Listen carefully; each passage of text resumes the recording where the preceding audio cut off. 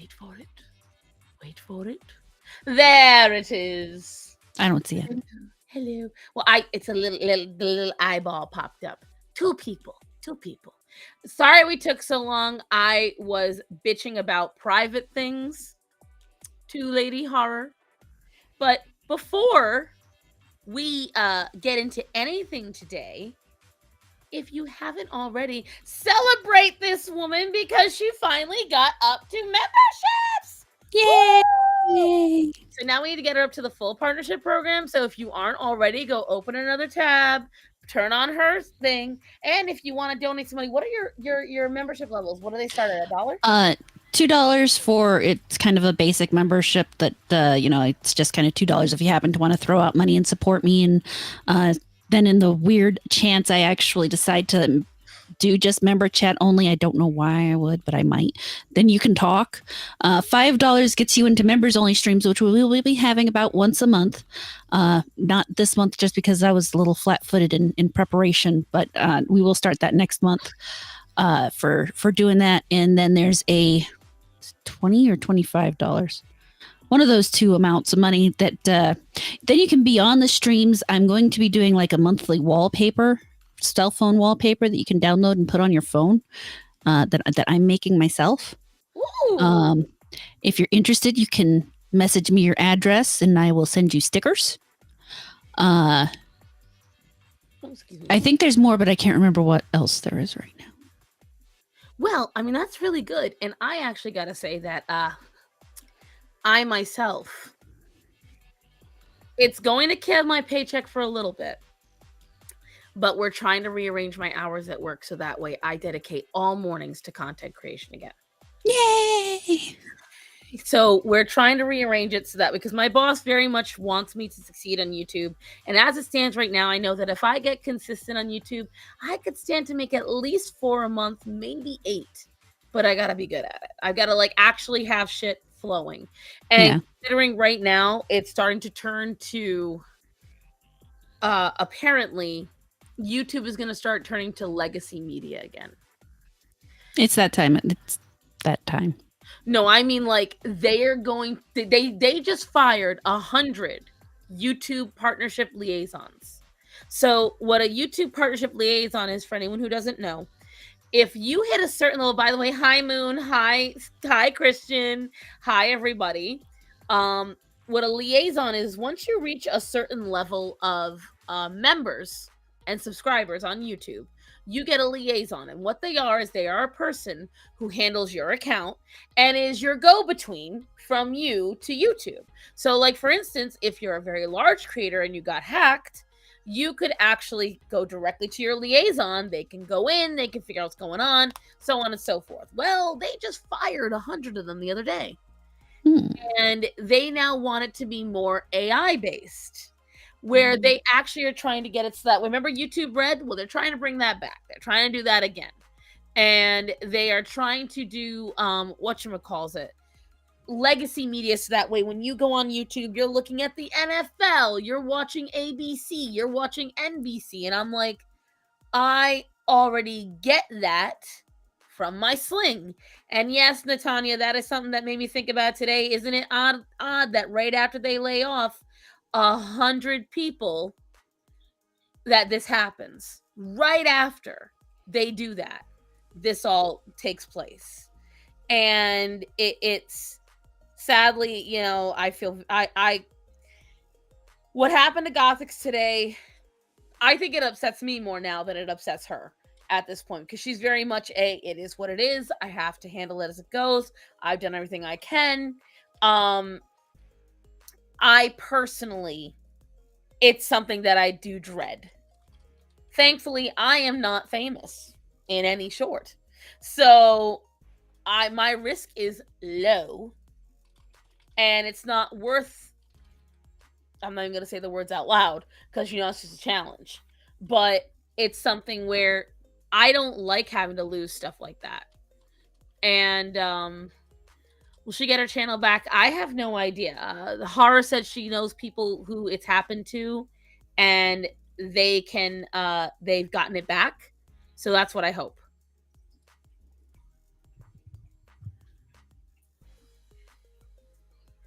Well, my thing is I'm just purposely ignoring it because he's asking about a game that is just so you guys know we're answering somebody from another platform. He's asking about a game that is a man in a toilet. She's like, Oh, "Oh, is that what that is? yeah, it's what people troll you." That's why I was ignoring him because he wants you to notice him because he's asking to be a troll.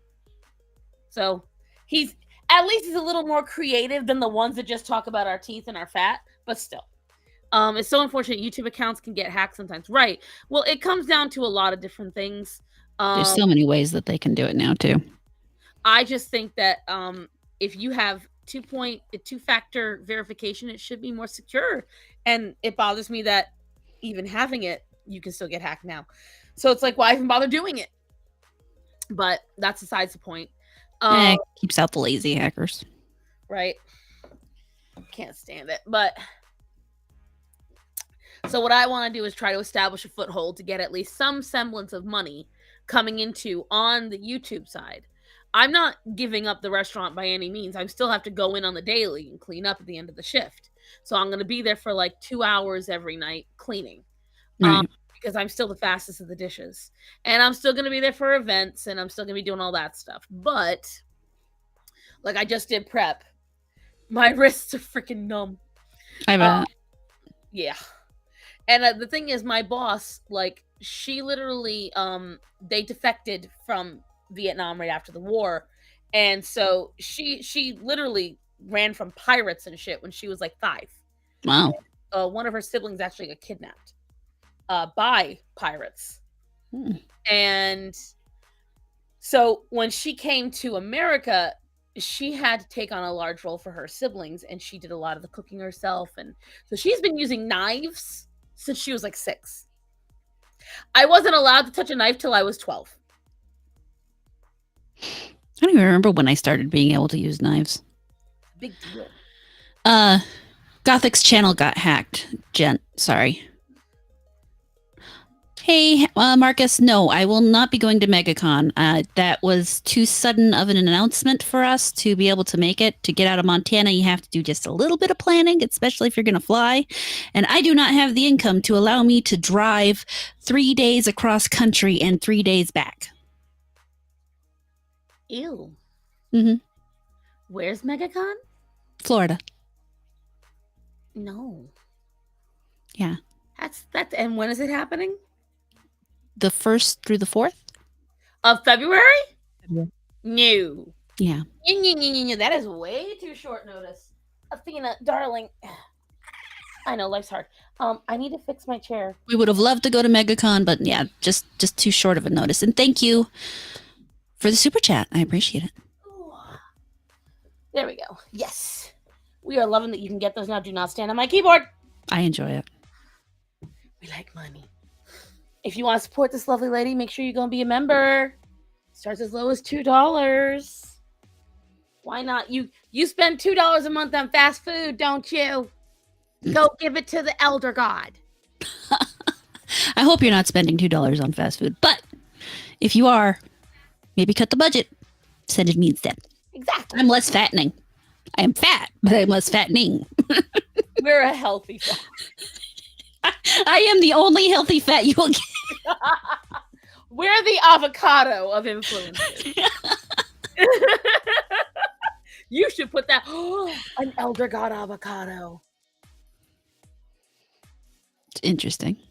You ladies should call this stream Cat Ladies. We are animal ladies. We love cats, but we love all the other animals too. Ooh. So a friend of mine who's been a dog person this whole time has insinuated she's thinking of getting a kitty. Ooh. I'm so excited. So I was like, shut up. Are you serious? Because she announced it on her stories. And I was like, are you sure?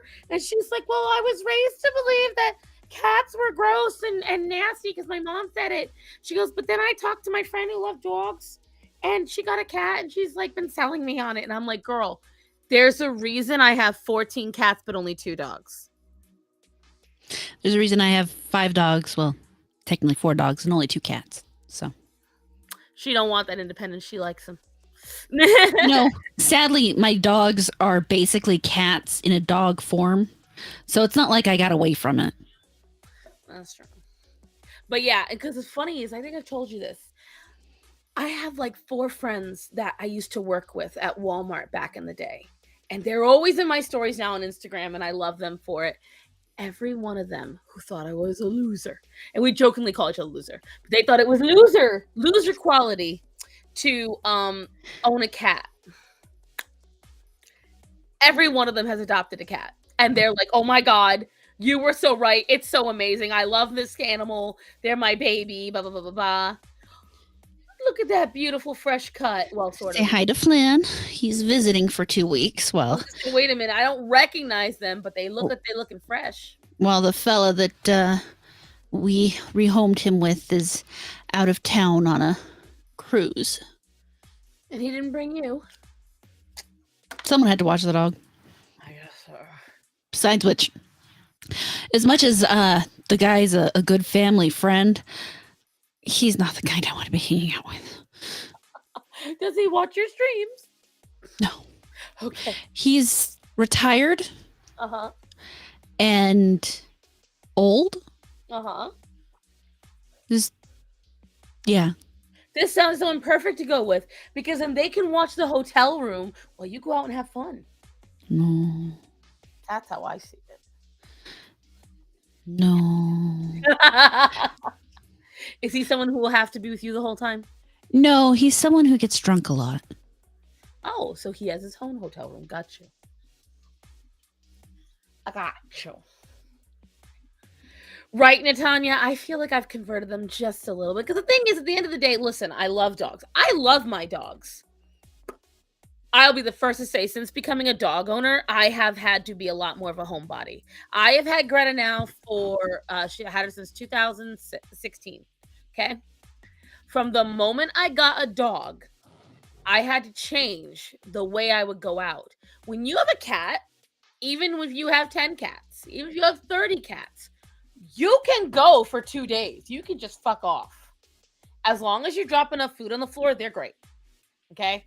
You can just have somebody come by, drop the food, check the litter boxes, and make sure the water bowls are full. That's it. Okay? You can't do that with a dog. You can't. Dogs really can't free roam a house that long by themselves.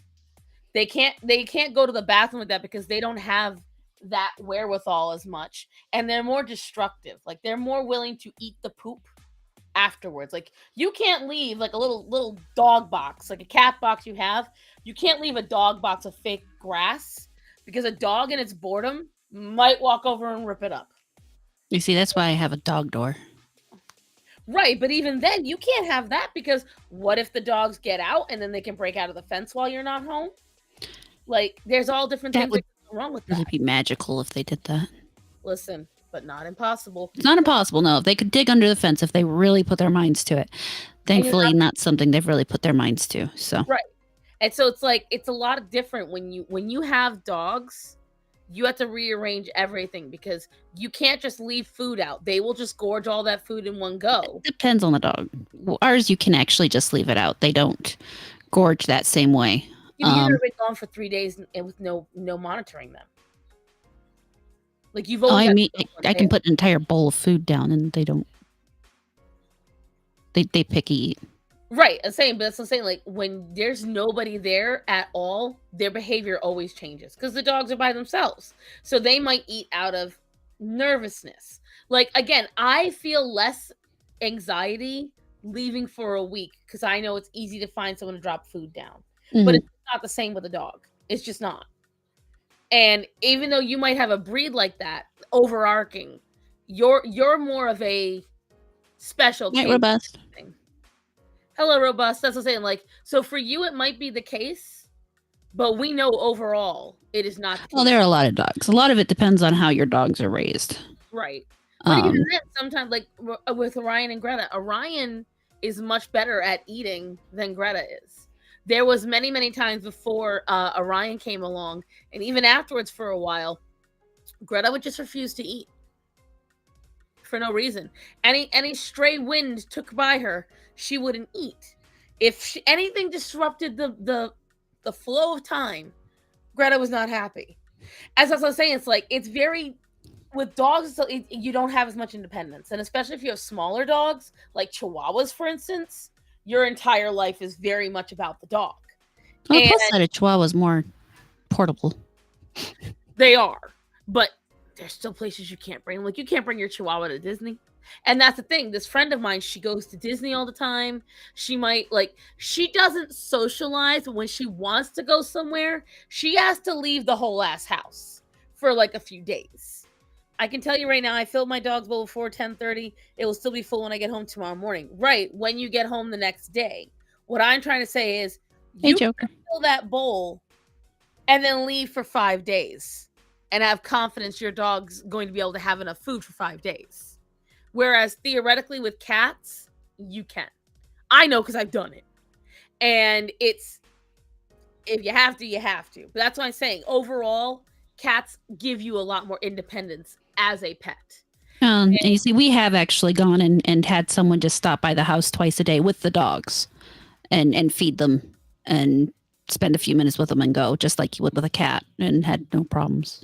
Right. I've had that. What I'm saying is like, you can't leave them unattended at all. Like with a cat, if you leave enough food, yes, it's better for people to come and drop food. What I'm saying is you lock the door and they don't see another human for 5 days. That's what I'm trying to say. Oh, I wouldn't do that. I wouldn't do that with my cats either. So See, I've had to, I know for a fact it works. Plus I have cameras in the house. So I watch it all. But I refuse to put cameras in my house. I have a doorbell camera. There will be no cameras in this. Well, I mean, other than my webcam, obviously. But other than that. Why? Why? Because I like to walk around naked. Knew it. Dirty. I have no shame in admitting that. I like to get up in the morning, walk down through my house butt ass naked, and I don't need anybody hacking my cameras and watching me walk around naked and then sending me letters saying, we watched you walk around naked and now we're sick and we're going to sue you. You know what?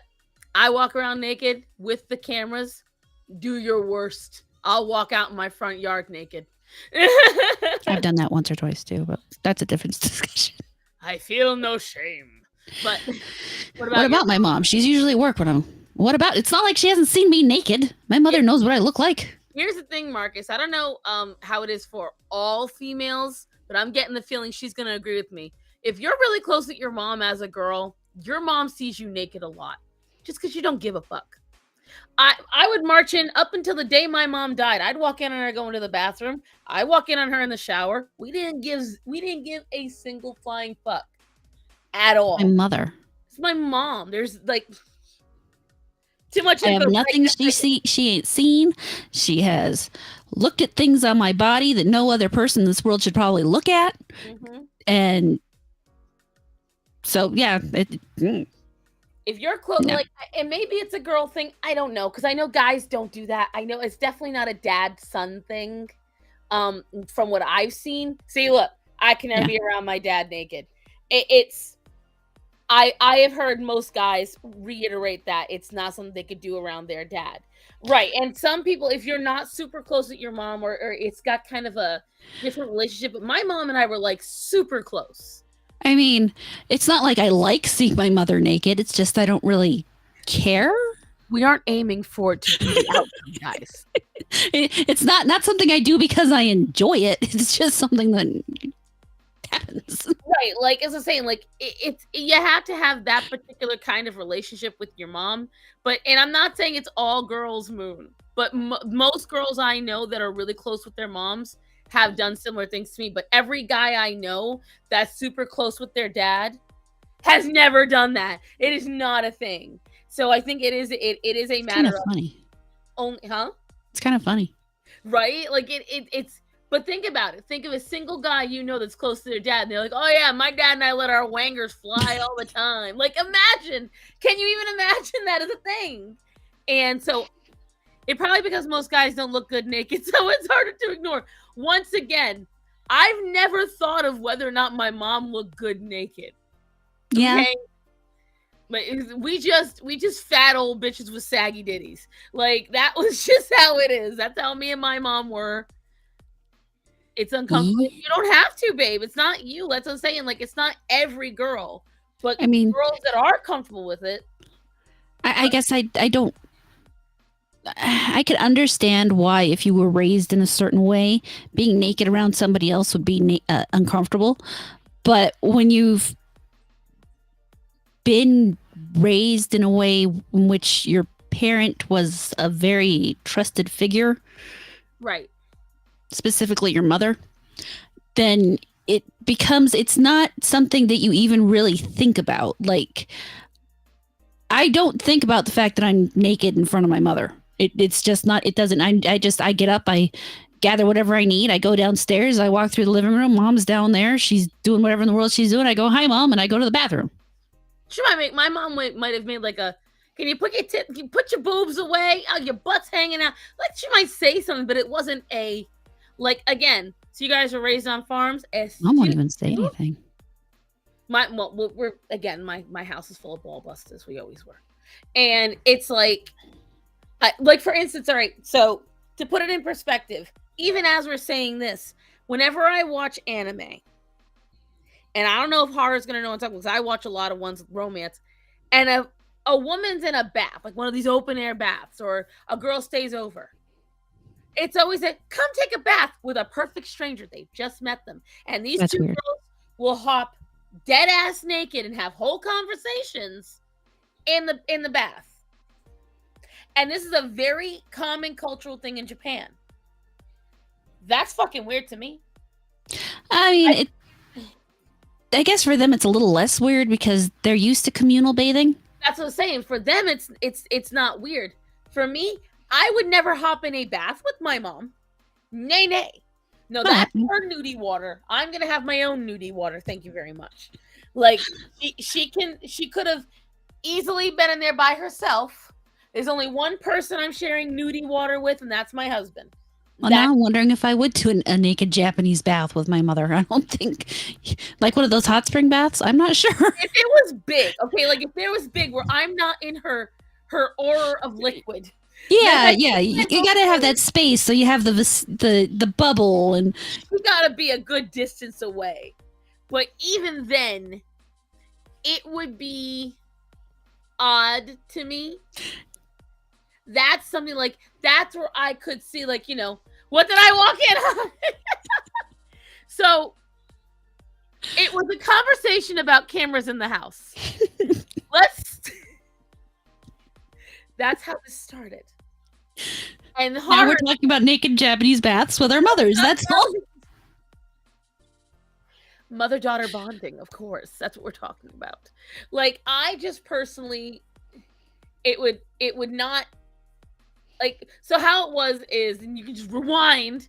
This is not getting better. No, you're not making it sound any better either. Maybe I meant not to. But Hara was saying she wouldn't want cameras in her house because she marches around butt ass naked. And I said, so do I. I don't care. And she said, well, and her mom might see her. I'm like, my mom saw me too. And that it spiraled. Oh, no, Marcus asked about my mother. What about my mother? Oh, yeah, your mother. And it spiraled from there. Like, but, I just, I don't know. I've lacked shame, but I do not wish to see others in the nude. Like, if I have to see it, I'll see it. I don't care.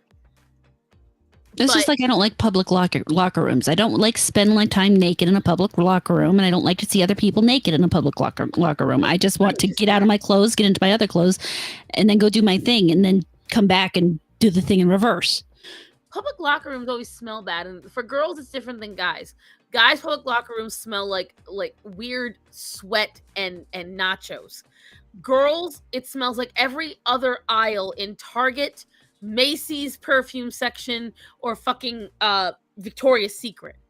And it's every different kind of lotion and it's no offense. I'm gonna sound so racist for this. I know a lot of girls that are like Hispanic or black use a lot of coconut oil or tropical scents. I hate it so much. Yeah, you see, I'm just allergic to perfume in general. So it doesn't matter if it's the good stuff or the bad stuff. It gives me issues. That's what's always bothered me is like I always know I'm going to be around shea butter, cocoa butter, coconut oil, and anything that has the tropical scents drives me up a wall. And so many females across the board use it now. It and Chantilly lace. Well, the I didn't butters at least are good for your skin. I don't know about the rest of them. see. I see. Thank you, Natanya. But unsub. Shut up, Rachel. And see this. I don't like the fake strawberry scents either anymore. As I've gotten older, I can't handle it. But I do like the scent of peonies. I don't like strawberry; it bothers my nose. Right? It that weird. Do you get that weird like burning tingle on like the center of your tongue and the back of your tongue when you catch those strong? I know you don't, but I get migraines. yeah, like it. So for me, and it if the perfume is cheap or if it has the tropical or the musk. The musk smells especially do this to me. I get an immediate stuffy nose, sore throat, headache. It if it's cheap perfumes. Expensive perfumes don't do that. So there is the truth of the quality of the product. For you anyway. Right. But it's only as long as it's not in like extreme doses. You hit me hard with it right in my face, and there's no difference. But like my husband can't walk into Lush. I can. Lush is enough of an ambient scent that I'm okay. Like a cheap over floral, heavy musk that burns the air. Yes. It smells like, all right, so what it reminds me of, have you ever had like an itchy wool sweater? The scent reminds me of how an itchy wool sweater feels right on your face. Like right there. And you're sniffing like this. And you just want to smack it away. That's what these scents are like to me. For me, it goes up here. I can feel it right through here, and then it basically becomes a pain all the way back. See, now for me, they don't start here. It goes here and then to the back of the skull. Kind of like that Turkish coffee. And and whatchamacalls it, I have now gravitated towards, so like Rachel said, I'll go towards like peony scents, the linen scents, water scents. Bergamot has been, I know bergamot is technically a citrus, okay? I understand that. In my mind, bergamot is a water smell. It's what sexy water smells like. Okay? You see, to me, again, it's just what headaches smell like. Oh, I love bergamot. But don't you like Earl Grey? I thought you said you liked Earl Grey tea. I might be able to handle it as tea. Now, you see, a lot of times there's a difference between how it's processed when if it's an actual flower, like if it's the literal flower, I might be okay. But bergamot is the fruit, not the flower. Okay, if it's the literal object, let's rephrase this. If it's the literal object, so like an orange, I'm good with an actual orange. If it's an actual bergamot, I might be okay with the actual bergamot. If it is a manufactured scent or an extract, probably not. Pear blossom. I'm not sure if I've ever smelled pear blossom. I will say this, I love the scent of sakura. It's really nice. Again, I keep going back to peonies, lilacs. Oh, I love the smell of lilacs. I like real lilacs, the manufactured scent again. It's something in the processing that they do just hits me wrong. So you know what I want to plant? There is a tree in the front of my yard. And it's not that it's unhealthy, but it's ugly as fuck. It's like splitting in this weird way because apparently it got struck by lightning several years ago and it has not grown properly ever since. I don't like this tree. I kept it out of honor of the owner of the house when it was still her house. It's my house now. I want a lilac because at my home in Rhode Island, I had a beautiful lilac. We grew it and I loved it. I tended to this. I trimmed it. I kept its base clean. We bought it in honor of my grandma and I wanted to take it with us so bad to North Carolina, but everyone said no. And so it stays, if they didn't already dig it up, it is still in the front yard of my childhood home. I very much would love to get a lilac. So what I want to get is, lining the front of my yard is a bunch of honeysuckle, which is great in theory, and it does perfume the air beautifully for about a week. Otherwise, it looks like a tangled fucking ugly mess. Yeah. I would really much rather it all down and line my yard with sakura trees instead. I would love to do that, and then I would love to, in between the sakura trees, fruit trees. So I would love to get some fruit trees for myself. I'd have to figure out what fruits I want, and then where that tree currently is, there is a walnut growing next to it. I want to save the walnut, Mm-hmm. and then I want to put a lilac in its place, but I'm not sure. I've got a camellia and a rose bush growing on the side of my porch. I don't know how to trim back the rose properly. Edie will probably watch this again, and I'll get a random message on Instagram going, I can tell you how to do it. But I need, because I'm very proud of this rose. It survived despite everything, because it literally just got abandoned there. It's still got the original plastic pot around its base. It was supposed to die. And over the last 5 years, this bitch done grew. And grew and grew and grew. Let me see. Rachel's over here going off. Japanese cherry blossom and white jasmine are nice, but in moderation. Agreed. One scent I will always buy anytime in a pop back up, cashmere. That's disgusting. I hate that. Is one of the cashmere glow is one of those scents that I hate. That is that musk smell I was telling you about. Cashmere, that's one of those musk scents. It is not pleasant. It is the worst part of a itchy sweater. So says I. The worst smell in the world is vanilla. I think I agree and disagree, because I would challenge you that it's Macintosh apple, because fake Macintosh apple is disgusting, and just like how I said stunning to you earlier, that's disgusting. But the right scent of vanilla smells amazing. Yeah, you see, none of them are the right one in my opinion. Hey, Silver. I see the Cthulhu wink. I just see that it says Cthulhu wink. Yeah, I've got some cute little emotes now. Damn fake Italian, excuse you. I'm gonna have to go after Rachel. Really? You're just now realizing this? She's bullying me. Realizing what? Who's realizing what? Excuse you. You're realizing that you're gonna have to go after Rachel. Are you kidding me? I thought you were meaning what she said. I was like, is you saying I'm a fake? I mean, shut your mouth. You just not your tentacles, young lady. You just go.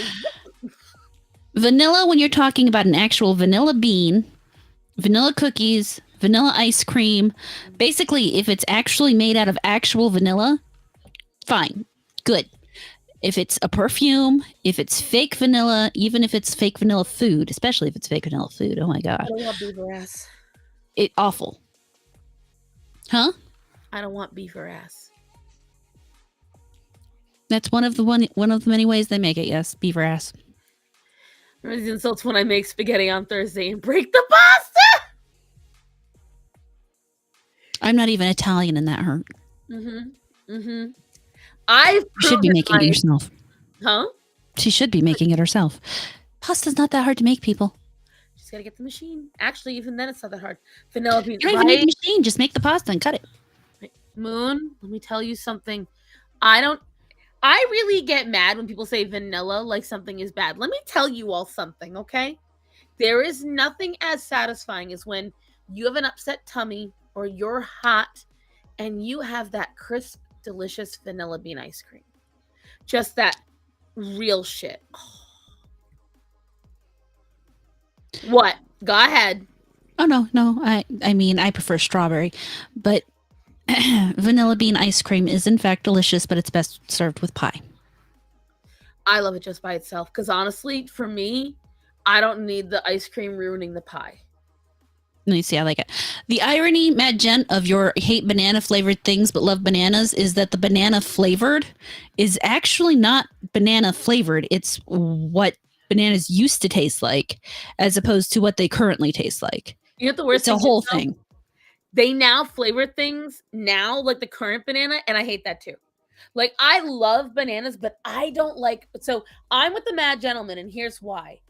I am a very rare creature. Of course, it's me. I'm special. I don't like ripe bananas. If the banana is sweet, I don't want it. I eat my bananas as green as possible. Like not when they still have the tannins in them and like you get that bitter dryness in your mouth. But I don't like bananas that are sugary. Like if there's a single brown spot on it, I don't want it. Like Actually, I like them when they're still green at the top. So I I don't that's how I prefer my banana, unless I am cooking. If I'm making banana bread or if I'm making banana pudding, then it needs to be a little more developed. But otherwise, so first of all, you can go ahead and ask Moon. I don't read DMs almost at all, sir. Like at all. How often does it take me to get to She'll message me in the morning. I might not see the DM because I turned off all alerts. When I got the new phone, I turned off alerts for all DMs because my DMs would blow up all day long. And Rachel, you and Black Cats and Edie are to blame for the initial blow up, and then after that, it just got worse and worse and worse because I couldn't distinct. Because again, when the art Twitter shit happened or when Asian talk happened, my inbox was blowing up on all my shit all the time, and I just didn't have the wherewithal to go and turn it off. Smooth. I haven't. Like there are DMs that I get on Discord. I don't notice. Moon, God bless her, when she has a question for me, she might send it on Instagram, and then she'll message me on Discord, and then she'll message me. She'll see I'm like I've just posted a story on Instagram. She'll be like, "Answer your DMs," and I'm like, "It's like, sorry, man." So it's whatchamacalls it. I don't, but I'm guessing that means that the fraud wants to see something. So what is so important, sir? Let me see. I mean, it's obvious that you're kind of busy, you know?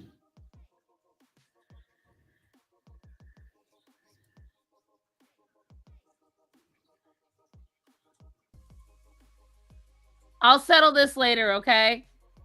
Uh-oh. Someone in trouble? A little. It's too much for me to look at right now. Oh, also, this all happened on my mom's birthday. Yeah, that's another reason why I was not looking at it. And yeah, yesterday was my mom's birthday, man. That's part of the reason. Yeah, it's gonna have to be tomorrow because it's already 1 a.m. But how dare you ignore Moon of all your children? I don't purposely do it. Also, Twinkies in and of themselves is gross, my friend. Twinkies are not good. Like there was a short amount of time when they came back. Remember how they got rid of them and then they came back? So there was a like they discontinued Twinkies like I think like 8 years ago. Mm-hmm. Continued them, and then a year and a half afterwards they brought them back. And when they first brought them back, they were not bad. Cuz I went and got one just because they were brought back. And whatchamacalls it? And I was like, "Okay, it's all right. You can stay done with it." But then after that, I got them again about a year later, and I was like, "This is disgusting." I've always been more of a Zinger fan. If I had to pick, funny bones are always the thing that I've always. If I'm gonna go for any of those things, right? The funny bone, the oatmeal pies, back in the day. Well, that's different. That's a little Debbie. I consider them all the same fucking thing. They're all in my mind. They're all the same thing at the end of the day. Um, if I've and the brand I've gone towards is Tasty Cake mostly, and I'll go for like the Tasty Cake pecan pinwheels. So stuff Deb, like okay. I gotta get my old ass to bed. Good night, fraud. Good night. Night, bub. And so it's like, whatchamacalls it? Um, what was I gonna say? What are the cats doing? I'll be back. All right, guys, you heard that. She's got to go figure out what the cats have knocked over. Why don't you tell me something interesting, huh? And they're fighting now. Oh, cool. So the cats have knocked stuff over and now they're fighting. So we can't see any of this. However, we are going to talk about beavers. I've been playing beaver games, Timberborn, where you play as in post-apocalyptic. I got it out. World ran by beavers. The most amusing thing about it is how it demonstrates that beavers are the only creature on Earth that is more destructive to the environment, or well, we'll say equally destructive to the environment as humans. They are well known. No cat fight pay-per-view. Sorry, Silver. They're well known for changing the course of entire rivers and flooding places that weren't flooded before. They're fascinating little creatures. Keep in mind that their front teeth grow forever. They don't ever stop.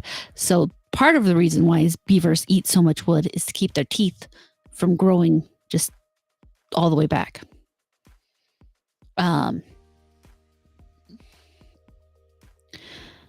Uh-oh, she's back.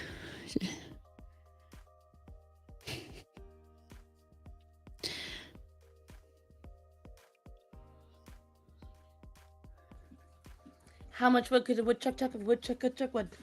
One chuck of woodchuck could chuck of woodchuck could chuck wood. Because fun fact, they don't chuck wood at all. But so someone, I don't know who, was probably sleeping on a package that is on the counter, and someone else,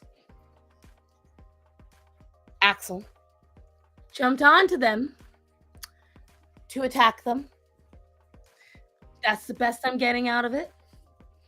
Which launched into a fight. And he heard my fat ass stomping into the kitchen, and suddenly the fight ends, and Axel's trying to run. So now I've got the weapon at the ready. $3, Home Depot and Lowe's. This shit got spray. You can clear at least 20 feet with that bad, Larry. Let me see. Dams will do that. Yeah, and they've actually, so fun fact, they have proven that just removing beavers from an area of land actually damages not only the water systems, but the tree growth, the grass, and the megafauna in that area. Yep. And that is why, once again, we get on the reintroduction train. Oh God, here she goes again. I'm still stuck. I am still stuck. And Lindsay Nicole is on the board of directors now for the reintroduction of the mastodon and the mammoth. I listen. I think I understand. I've seen Jurassic Park. I don't deny what you're gonna say, but we should let nature fix itself instead of fucking around with it. So, hear me out, King Kai. Unlike Peter.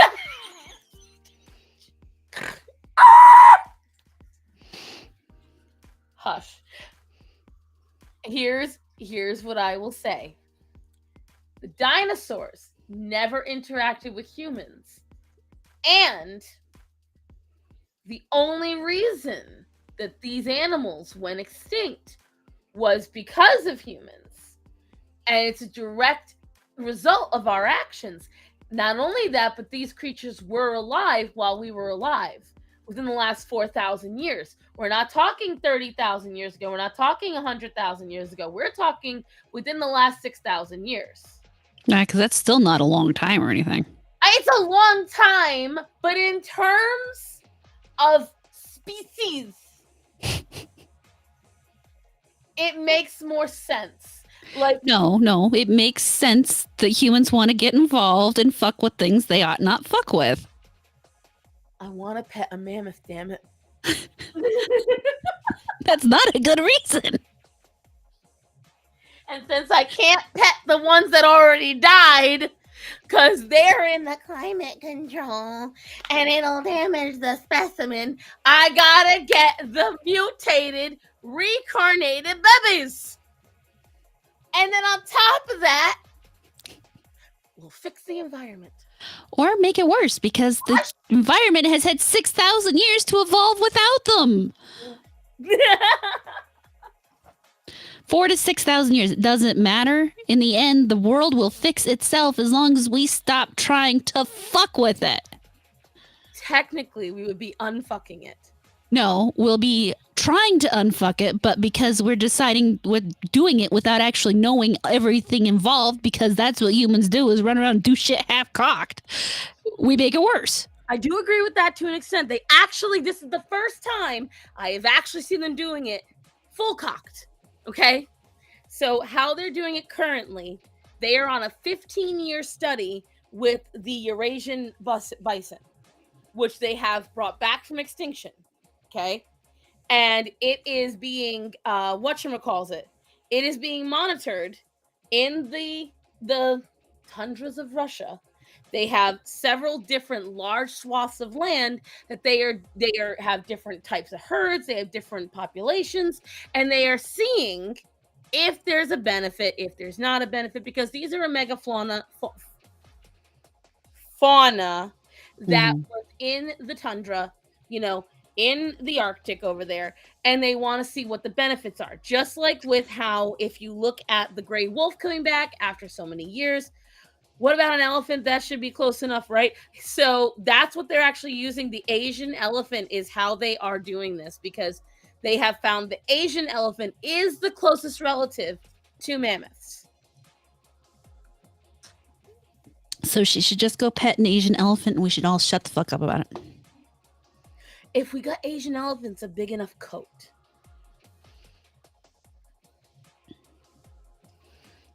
Saying. Here's the thing, no matter what we say they're gonna do, the only good reason is for food. I want mammoth burger. I would totally eat a mammoth steak, not even gonna lie. But that doesn't mean I think it's a good idea to bring it back. I mean, technically, you can eat mammoth steak right now. The meat's gonna taste a little weird, but they've actually done it. So they have actually served. So they have served ancient food before. One of the things they served was bog butter. Yeah, I've seen that. My mother and I were watching something, and then they came up with the bog butter, and we're talking about how old it was and how it was. It's probably technically still edible. We looked at each other and said, we know that somebody ate that. That's not creepy at all, right? So the thing is, technically, depending on how it has been preserved in the permafrost, a lot of the animals that are in there are fully edible. There's only certain ones that aren't. I don't even eat freezer-bound food for my freezer. I am not eating an ancient animal. This is true. I still don't understand what made them think eating mummies was cool. That's people. You know somebody drank that liquid shit they found in that thing, you know somebody did. That's true. Some nasty Victorian. No, I'm talking the one they opened up just like back in 2023 or whatever. You don't remember that? You think?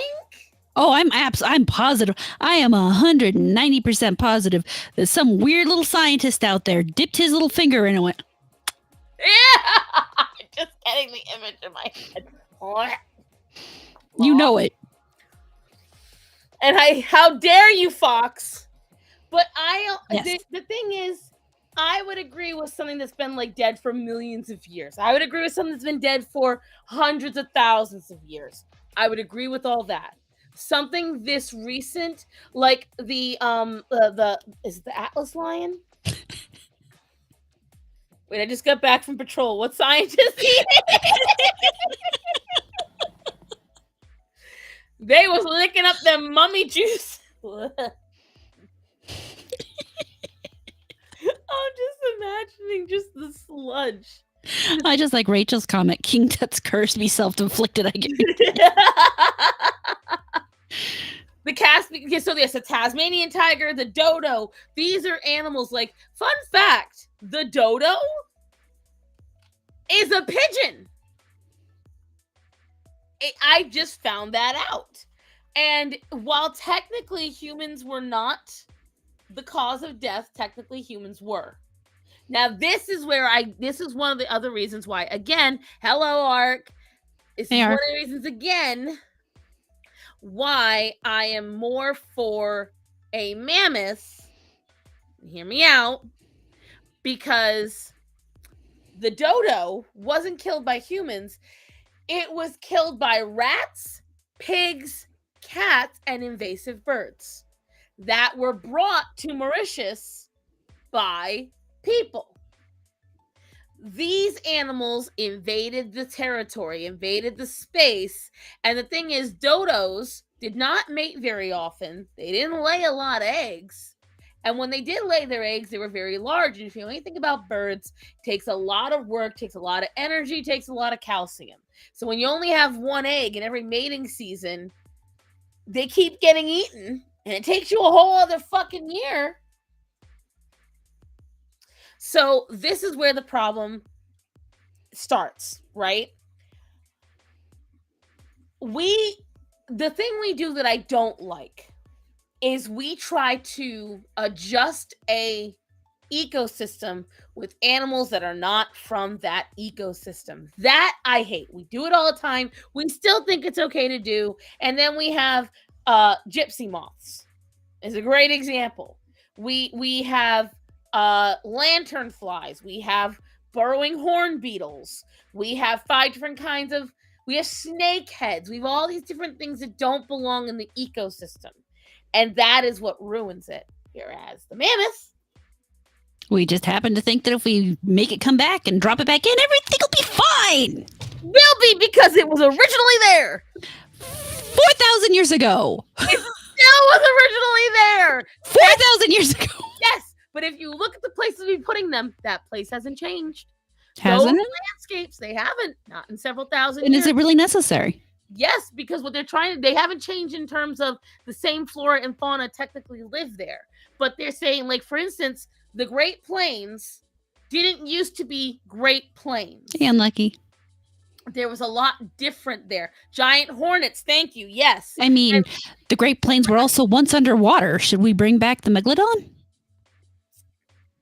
Don't tempt me because I want to see that giant motherfucker. She brought up the wrong animal. Oh, no, I picked the animal on purpose. I want the megalodon. Listen, these are getting a little long in the tooth. I need a fresh one. I need a fresh one. Although I will say this, guys. If anyone wants to donate $250 for me to buy that one at my local shop, I won't fight you. She would totally do it. Marcus Henry for $5. Fun fact, did you know the mantis shrimp has the fastest moving appendage in the animal kingdom? Their claws/clubs break the sound barrier. Yep. Mm-hmm. I actually learned that from the Octopod show that my friend's daughter used to watch, and I would watch it with her. It's actually a really good show for that. Lots of really good animal facts. And they can see in spectrum of a color we don't even know exist. Mm-hmm. They have one of the most complicated eyeballs in the animal kingdom. So I don't know about that. She would. She'd eat it. I would eat it if it was offered. But it's frozen for 72 hours. I'm sorry, you want the Meg to come back? Have you seen Jaws? Have you seen the Meg? Listen, yes, I saw the Meg, and it is so unbelievable that I'm willing to let it come back. Because you gotta realize something. There's a reason why tiny fish can swim around a great white and have no fear. We, the tiny fish, there would have to be a school of us for a megalodon to be like, that is worth my time. Maybe. There's a reason why you have found bones of whales with megalodon teeth jammed in it, and bones of whales with megalodon teeth grinding in it, because that's what they go for.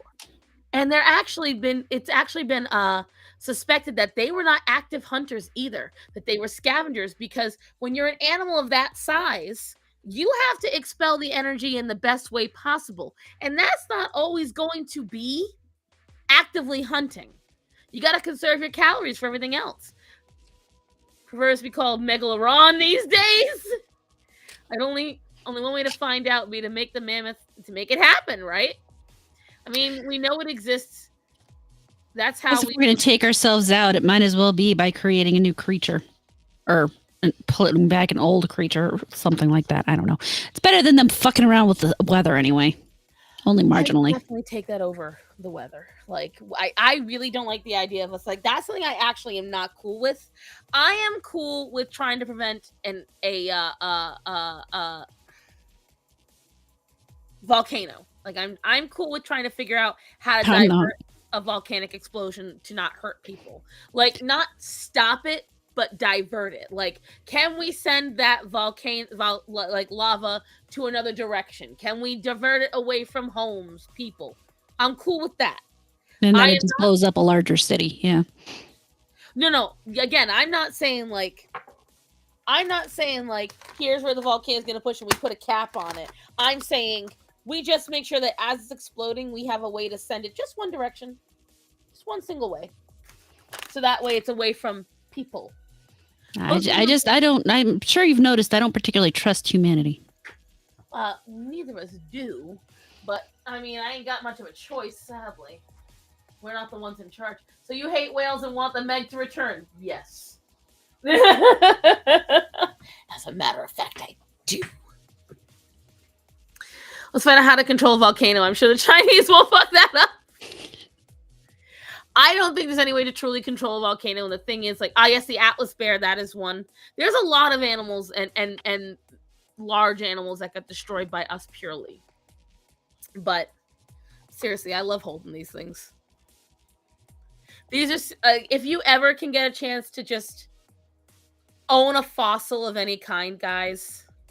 I know it's like a deep sin to touch fossils so much, but yeah, they're yours. They're mine.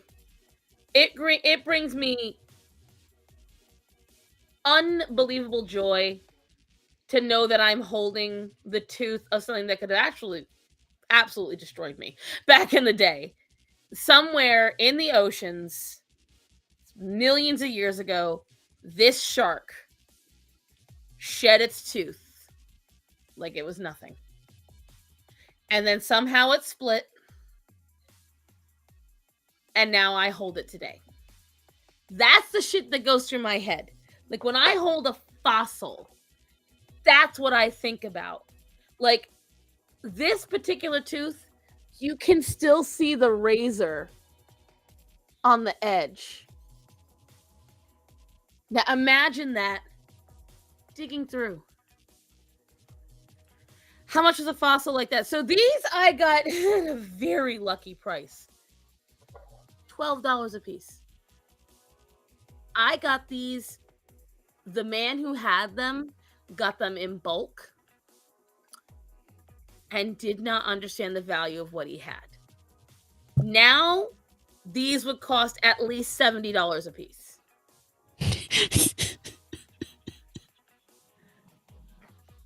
Rachel?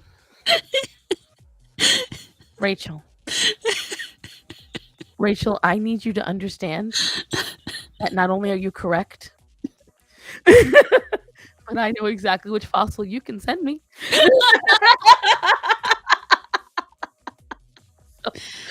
Won't get me.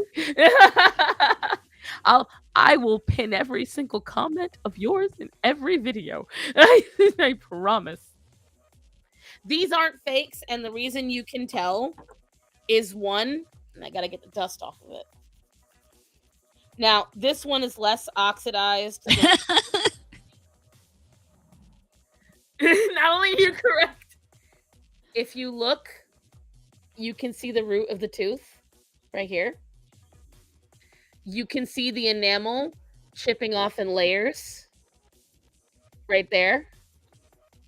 You can see the stress lines on the tooth. Like these were real. These are very real.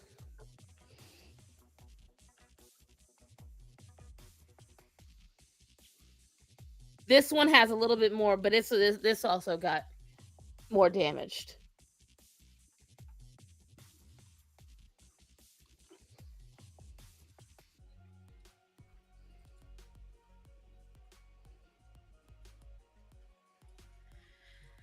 Teeths. Is it true that horses confuse women's period for a female horse and heat? I mean, the thing is, hormones are hormones at the end of the day when they all produce estrogen. So if a woman is producing enough and the horse is horny enough, yes. Having been, however, on my period and around horses, that is not my experience. I think it depends on the person. Well, and then it has a lot to do with the fact that a human female's most fertile time isn't her period. No. Unlike a horse, where it's not even a period at that point, it's something entirely different. The way an animal reproduction system works versus a human reproduction system is extremely different. And I can actually show you. Hold on, I'm gonna look them up. Someone's saying 3 digits. I think it's only full teeth that are 3 digits, but let me check. No, we saw some that were quite expensive that one night. Yeah, but not half teeth. That's what he's saying. He's thinking the one that I'm holding in my hand. I don't believe half teeth.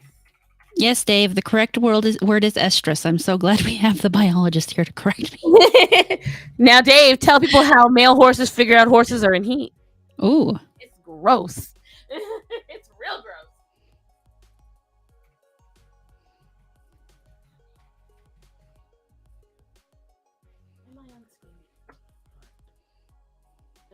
Teeth for sale. Fossil era. I've gone to this website quite a few times. Oh, they've gone up in price. Oh, they've gone severely up in price. Oh, shit. Have they? Oh, my God. So bad. Look at this now. Like, last time I looked, these were only like 600 or 800. Now, look, they're going up. Oh, damn. Like, severely. And now, see this one right here? This one right here is what a full of this one would look like. And so I'd have almost $4,000 in my hand then. I'm trying to see if there's any half teeth. I don't even see that. See, now these are more 4.4 inches.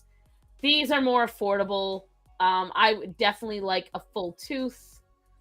These are just crystal. I don't know why those are even sold. So see, yeah, right here, a partial tooth, $85, $79. 79. So yeah, so I just like rough spitballed that. Yeah, you were in the right approximate range. These are like less pretty full, probably smaller teeth. Well, what is Dave saying? It's not Dave. It was Arcanus. He said, no, thank you. I didn't sign up for that TED Talk. But Dave did say pheromones mostly, body language too. Sure, that's all. I've watched a couple of videos. It's true, the pheromones, but it's how they figure out the pheromones is what's gross. But just found out the Supreme Court is allowing border. Yeah, I saw that. Yeah, that's a great thing to find out. Great thing. Not surprised at all. But yeah, so Rachel, just saying, if you ever decide to, I won't stop you. But I really like overall, I like this place. This is a website that museums go to buy pieces. As you can see, you got an alligatorid, Diplocidodon, $29,000. Giant Permian amphibian, Sclerocephalus, $19,500. A serrated Tyrannosaurus tooth, it's already sold. What? Unlucky says the tooth fairy were really slacking for hundreds of millions of years. She just let them all fly everywhere. Mm-hmm. I honestly I agree, Arcanus. If I had to pick Like, if I was ever going to blow my money on stuff, right? If I had tons of money and I was gonna blow it, it would be on this shit. You would see my walls decorated with fossils. I've got little tiny versions of this in my house somewhere. Matt bought them for me for my birthday, and then they got misplaced. They're supposed to be somewhere over here, but I don't know where I left them. I feel mildly stupid. I don't know where I put them. I was supposed to keep them over here and keep them safe. That did not happen, and I feel dumb. But what are you gonna do? The megalodon teeth are safe. That's all that matters. These were the little tiny ones were only like $1. They're very cheap to get. See, look, rooted dinosaur tooth with skull. Like, these are really cool fossils. And you can like decide what you want. So if you want to get amber, ammonites, bivalve fossils, crabs, lobsters, and shrimp. They have a shit ton of dino fossils. And they always keep them up for a little while after they sell. Like this hadrosaur, I think it's been sold for a hot minute now, and they still have it up. This is another I always see hadrosaurs, so I wonder if it's just the most common. Iguanodons and hadrosaurs, I always see a lot of. I really want dinosaur poop. Like, that I'm hoping I can get eventually. See? Hadrosaur vertebrae. Ornithopod vertebrae. What?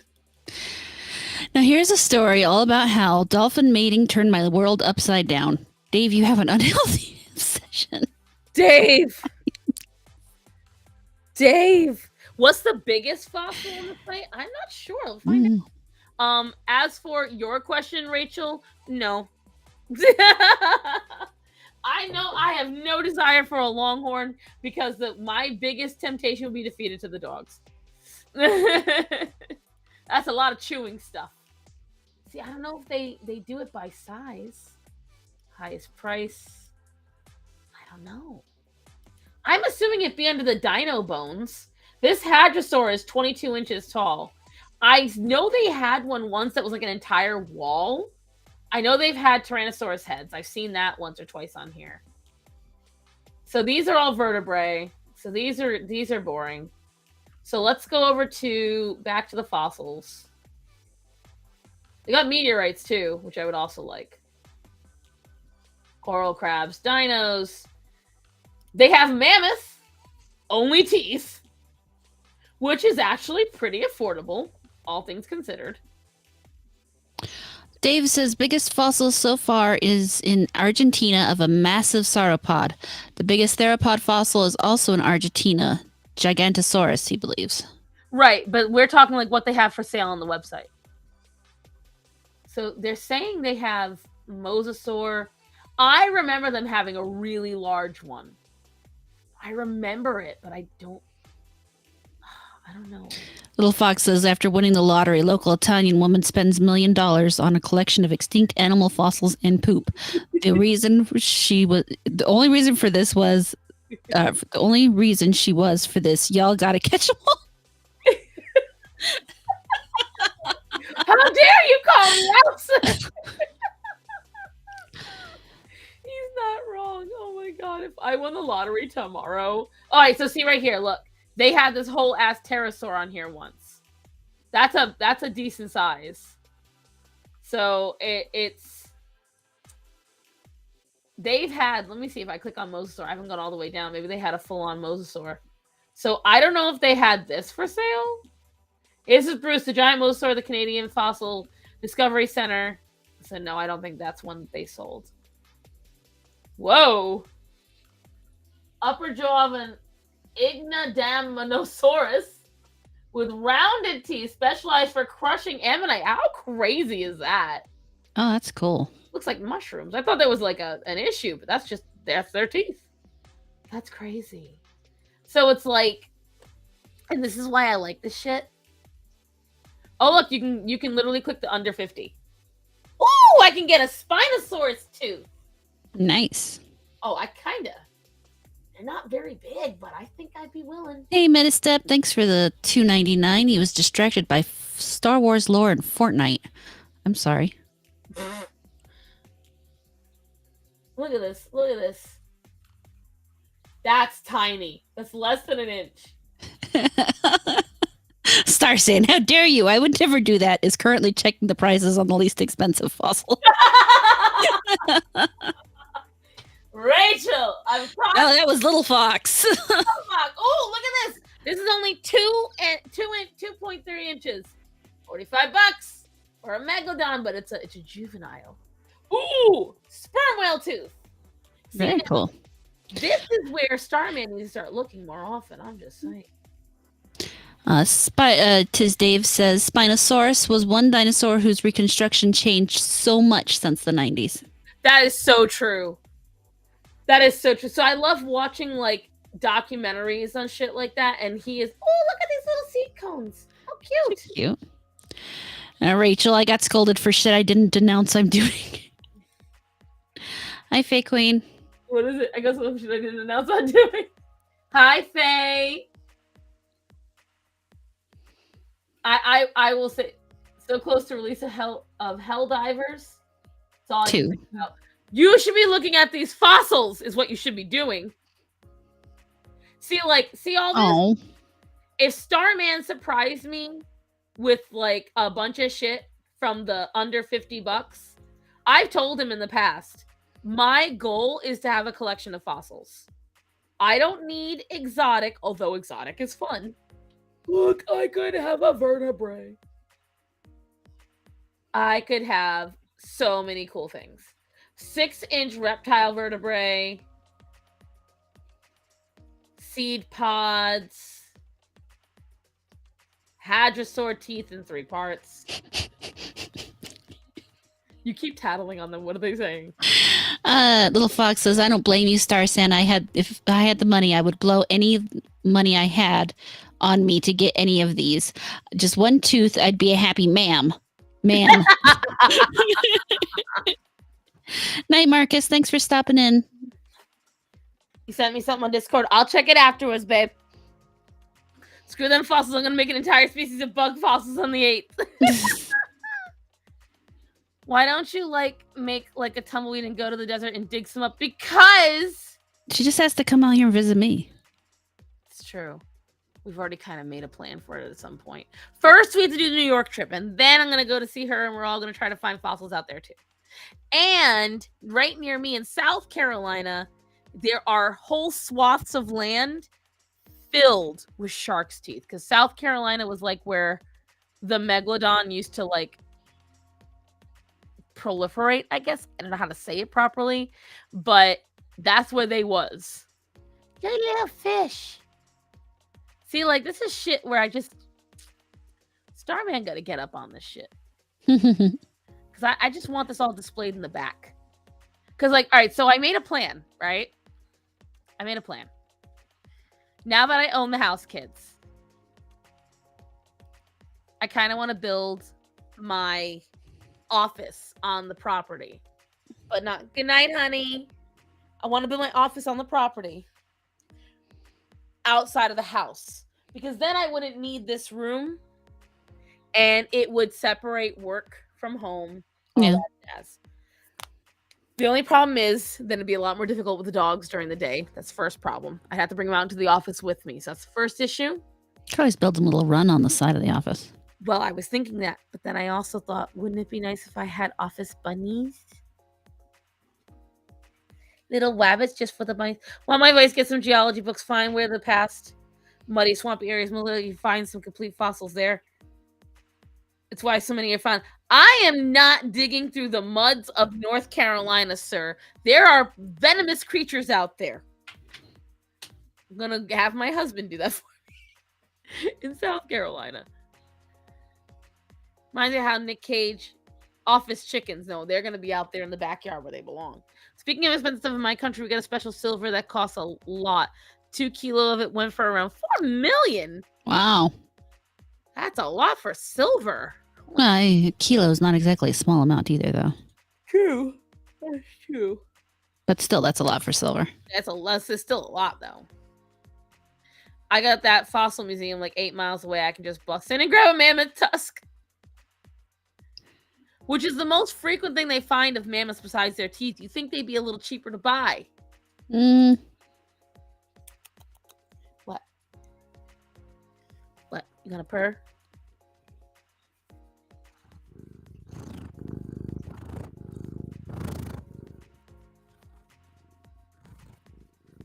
You all hearing that, or can you not? Yeah. In the past, woman. Yes. But again, that's where like there's this section in South Carolina where you can go and you can pay. There's a riverbed. And like people always find shark's teeth there. Gotta hop off myself because undoubtedly the morning will rain damage and totally not plotting how to take advantage of lax security at the museum. Good night, Rachel. Yeah, silver's less than $30 a troy. A troy ounce? What's a troy ounce? I think it's a very specifically weighted amount. I was gonna say I don't know that measurement. I know that I hear it a lot on. Yeah, troy ounce. A troy ounce is a measurement for precious metals that dates back to the Middle Ages. 1 troy ounce is equal to 31.10 grams. Yeah, that. And you know who swam in that sea, Dave? Dolphins. Happily. Probably outran the megalodon too. Although now I can't even jokingly make the cackle sounds without thinking of Dave just going, dolphins! Just this angry scream.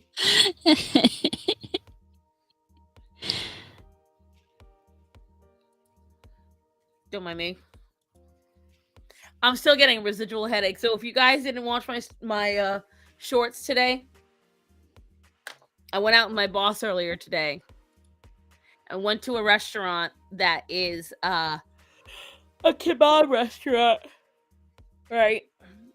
And while we were there, after we ate everything, he asked if we wanted Turkish coffee. And my boss got super excited. And she was like, yeah.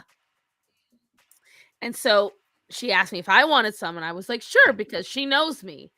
I have to have, like, if I'm going to have a coffee, it's got to be sweet. He brings us this beautiful cup. And whatchamacallit, it's a little chocolate kish next to it. And each of us took a sip. When I tell you I physically felt like a hit right here, all along the back of my head and the base of it, oh, it hurt. And we then realized she thought he said Turkish tea, which is sweet. It was not. It was painful. We're sitting there gagging. It's not a very big restaurant. It's like a little. It used to be a convenience store and a gas station, and the man just snatches up all these old gas stations, and it was so painful, guys. And then, so I had to cut the bitterness, so I put salt in it, and I dropped the Hershey Kiss in, and I mixed it up, and I was like, okay, I'm gonna glug it. No one told me that Turkish coffee has a sludge of coffee grounds at the bottom. And that was another unpleasant experience. But the worst part of it was my boss, she dumped half hers into mine, so we both looked like we had, only drank a little. And I had to eat candy afterwards. Dave says Turkish coffee is normal here. We drink it with brandy in quotation marks on the side. So I'm imagining that's their homemade brandy. He showed us their homemade alcohol. You got to label it in the bottle or else it looks like water. You don't want that mistake. There are much more sinister things in the sea, like the relatives of the Loch Ness Monster who stole the tree fitty. Yes, but there were relatives of dolphins back then. There's also the mosasaur. But you don't know There could have been agents of dolphins back then that you're just not aware of. They could just not have been fossilized. It might not be in the fossil history. Not everything fossilizes properly, sir. The supremacy continues. It's a hangover killer. Let me tell you something. It's a killer of all things. My stomach has felt odd since Star Sun's light before her eyes. This is it's so true. It's so true. I went like, and it was so pretty. Hold on, let me see. I'm gonna hold on.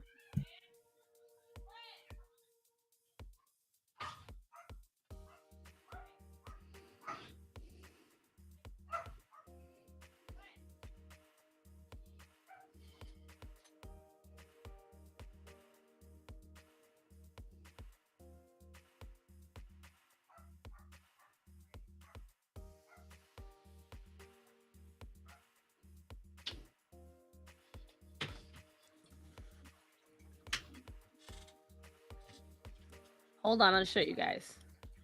She'll get it. Don't worry. So long and thanks for all the fish. So sad it had to come from this. We tried to warn you, a dolphin somewhere. Yeah.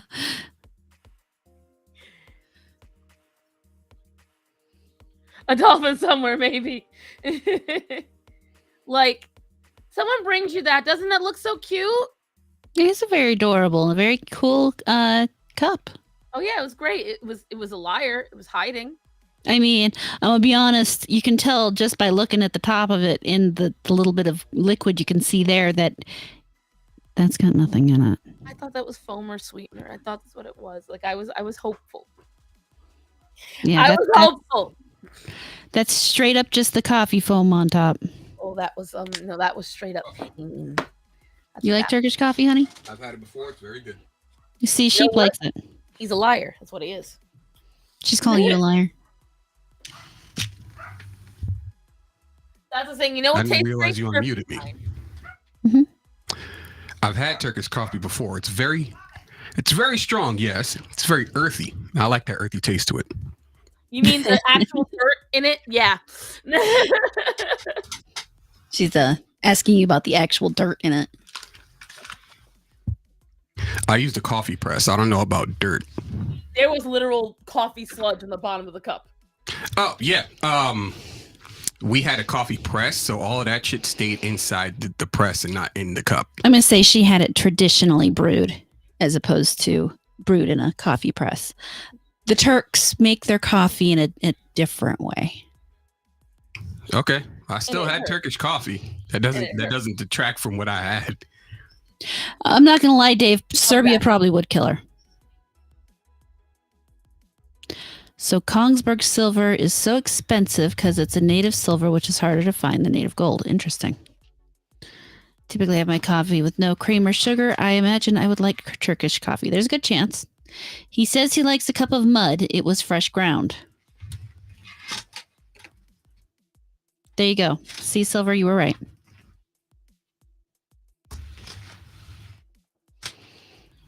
He does. He likes dark coffee sometimes. Normally, he prefers it with a little sugar in it, or a lot of sugar in it previously. He got over it. Mud, ground. Yes, I got it. I got it, Silver. I understood. I'm sure he picked up on the pun as well.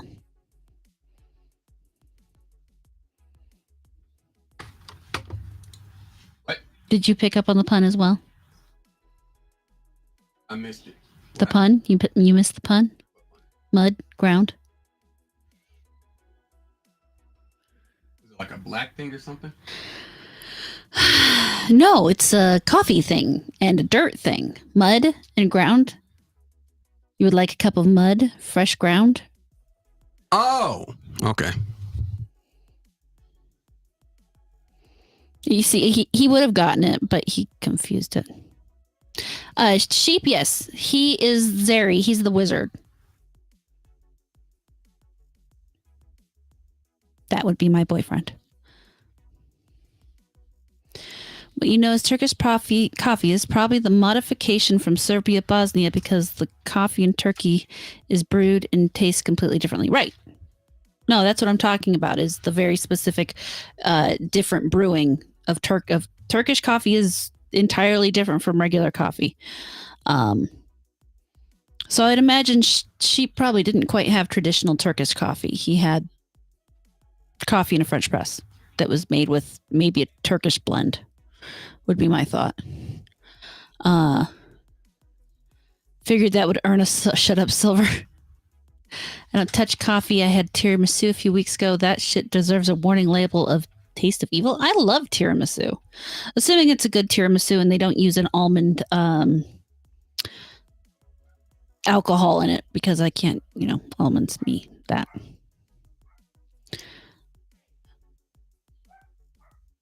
My dogs are retarded. And then I don't know what Star's doing. I missed that. But she likes her coffee flavored with something other than death.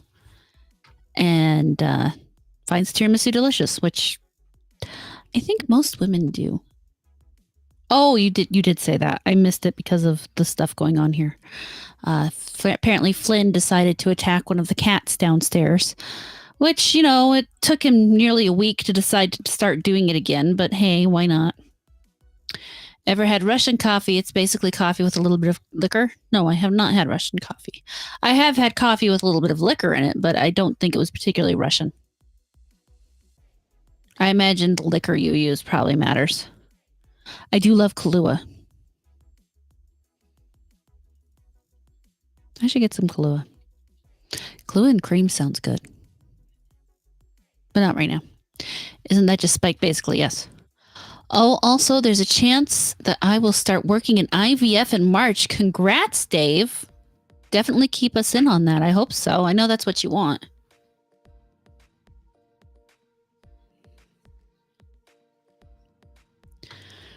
I imagine Russia coffee is vodka with dirt. Is that a little racism from Norwegian?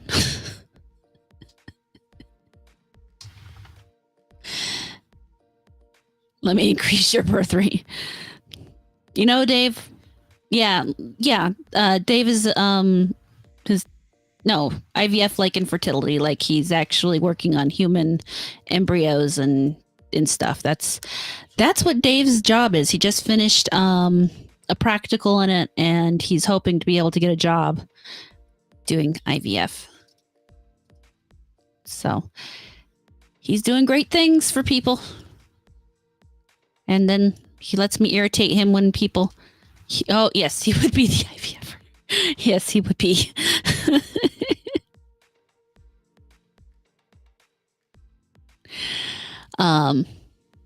He also lets me tag him on things like when people say fish are able to change sex, therefore humans can.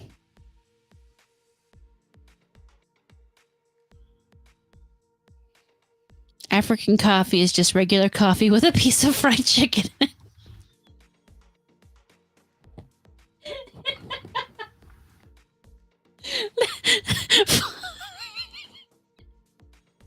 That's awful.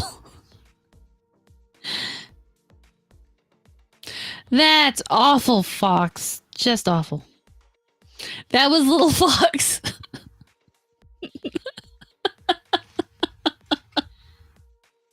Right, Arcanus. That was not the best.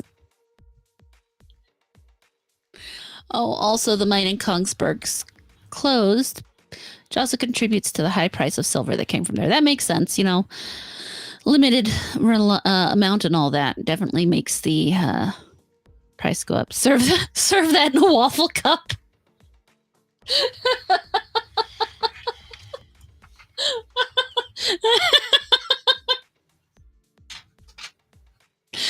Silver. Fox doesn't need your help.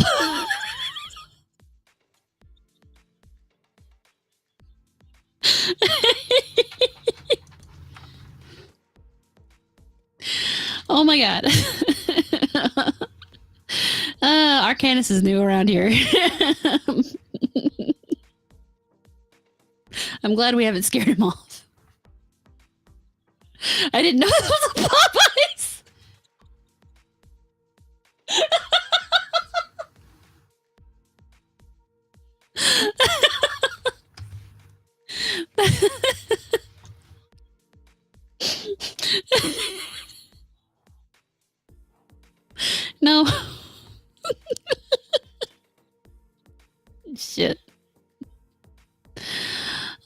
guys are funny. Very funny people. Hey, don't forget to drink that down with grape soda. Oh my god. For the record, it's purple drink.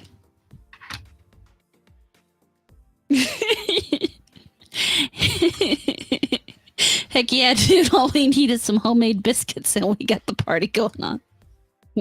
No Kool-Aid. That's the purple drink. Guy with a PhD in genetics studies don't know that an uneven number of chromosomes is bad. If you put him in a field, he'd hoe it wrong. I mean,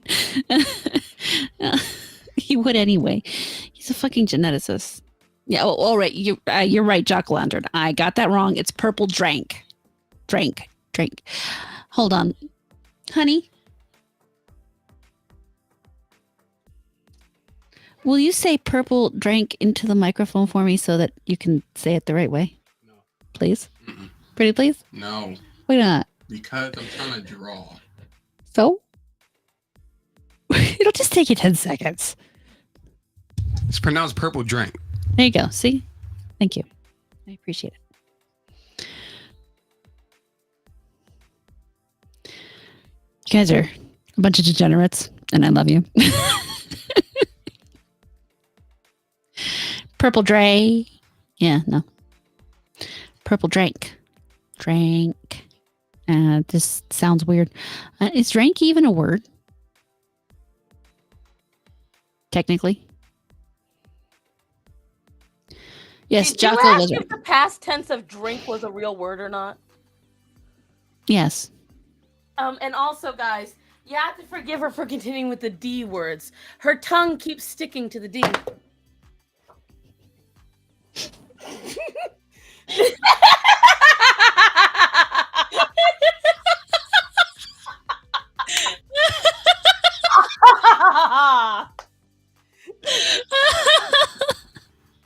I really should go back and clip that part out.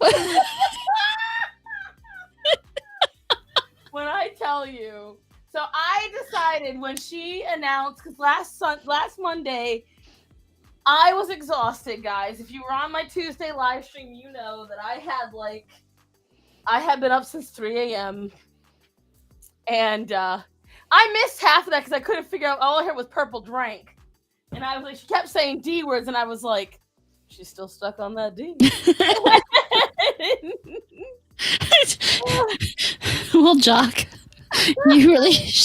How many tongues do you have how many D's do you have your tongue along? You nasty. You nasty. Yeah. Go ahead, guys. Clip it. No, I got to go back to that other stream on that Monday stream and clip last week's and clip it out. You missed a lot. I know. I'm trying to see. Oh, mine is Colesburg, blah, blah, blah. Serve that in a waffle cup.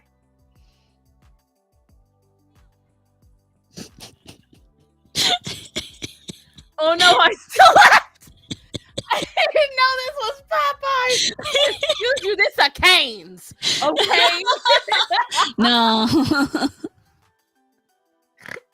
Oh, you have a dolphin brain. Her tongue keeps sticking to the D. What you trying to say, ma'am?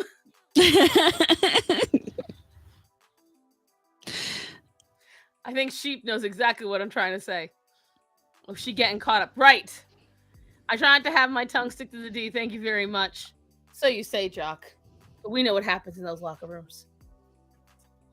All that male bonding. That explains why they don't like to be naked around each other. Now we know why it's so weird. You're right. Don't ask, don't tell may have ended, but gentlemen, hide the grapefruits. It's better than smuggling the grapes. If you're only snuggling grapes, you men will have more problems than I'm worried about. Should at least be avocados. A happy little accident. Nectarines aren't too bad. I mean, that would also be acceptable. Plum. Yeah. If you're getting into apple territory, we have to talk. Mm.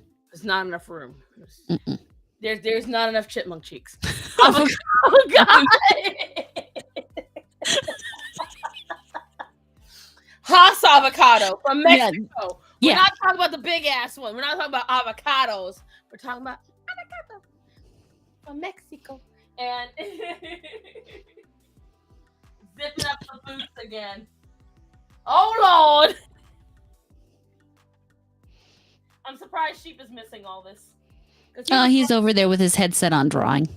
To be honest, after looking what's happening to the military, I might be okay. I'll bring it back. Don't ask, don't tell, for real. I mean, who wanted to ask and who wanted to tell anyway? Right? Like, God. I don't care what you're doing in your bedroom. Just leave me out of it. Are we talking about food or something? Look, you get to explain it to him. I'm not doing that one. Oh, sweet summer child. Your name is so perfect for right now. How about you don't? Satan himself considers fruit play a torture method. Only if you have open wounds, sir. You know, as long as you don't use your teeth, there's no scrapes, and it's all, I'm a foreigner. Well, my unlucky friend. When we are talking about these fruits, we are talking about the dingles and berries on a man. The fruits of the loom, one might say. That is quite true. The fruits of the womb. A man's ballinis, testicles, puñacas. Rocky Mountain oysters. Do not use the Lord's name in vain, sir. They should be of the proper fruit size. And if family jewels, thank you. All right, see, you were worried we'd chase him away. He just showed up the other night, so I always worry a little bit. How long are they going to stay once they really realize what it's like around here? True. But see, the thing is, the eggplant is...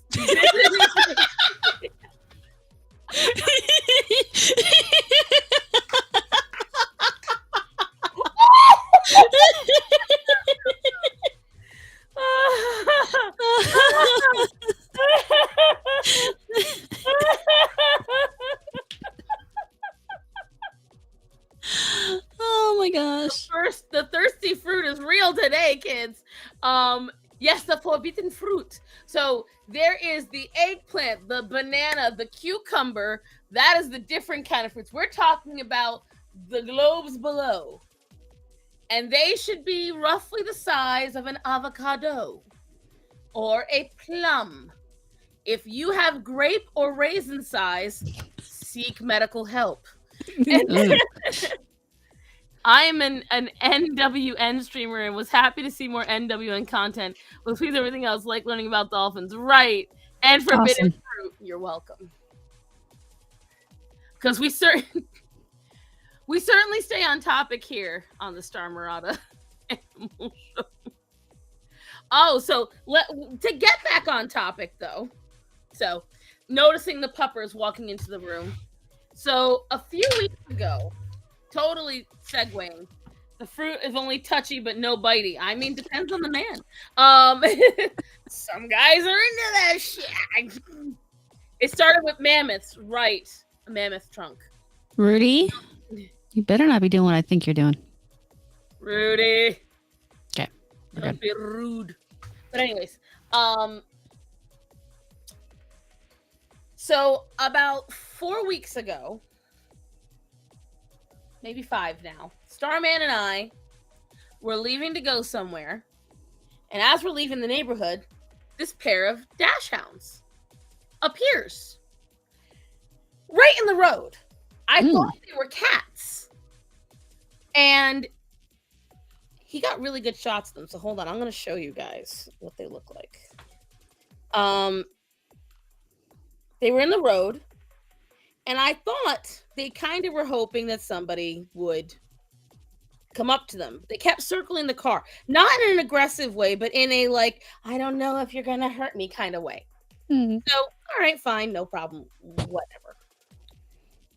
I didn't say anything major at the time. I did post about it, but no photos because I couldn't get any photos.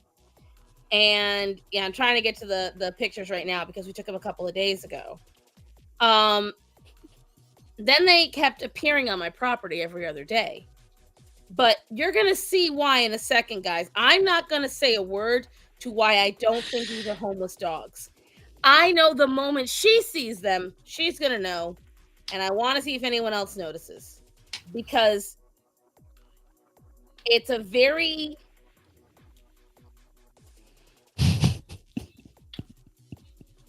What?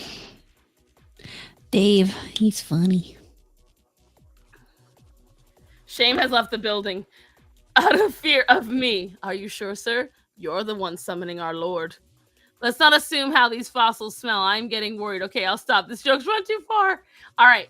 So, Horror got to see it first. So, ow, Athena, babe, you don't meow. You hurt. You have sharp claws, even though I trim them. So, this is them from afar. All right. 2 males. They seem intact, but I can't be quite sure. But this is a really good shot of them. Now, I'm not going to say a word. Horror. Why do I think these dogs are not homeless? Well, for one, they're awfully clean. For two, they're looking at you. They don't seem to be avoidant. Well, they run away, but they're kind of casual. Well, but the way they're looking, it's body language. They're adorable. Yes, they also are wire hair dash hounds. And I'm gonna show you guys because again, whoa. At least the one is for sure. Let's unshare for a minute. I don't know why it did that. Did which? Down for a minute, babe. Stop. Yeah, and they are quite well fed. Very well fed. Their fur is extremely shiny. And I'm going to show you guys what an ungroomed wire hair dash hound looks like. And it does not take very long for their hair to get there. Wire hair dash hound. Okay, images.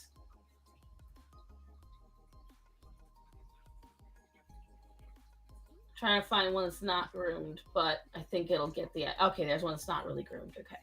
So I'm going to share this one to you. We do too. That's part of why we show some terrible things to you so that you know what to look for. What a distinguished gentleman.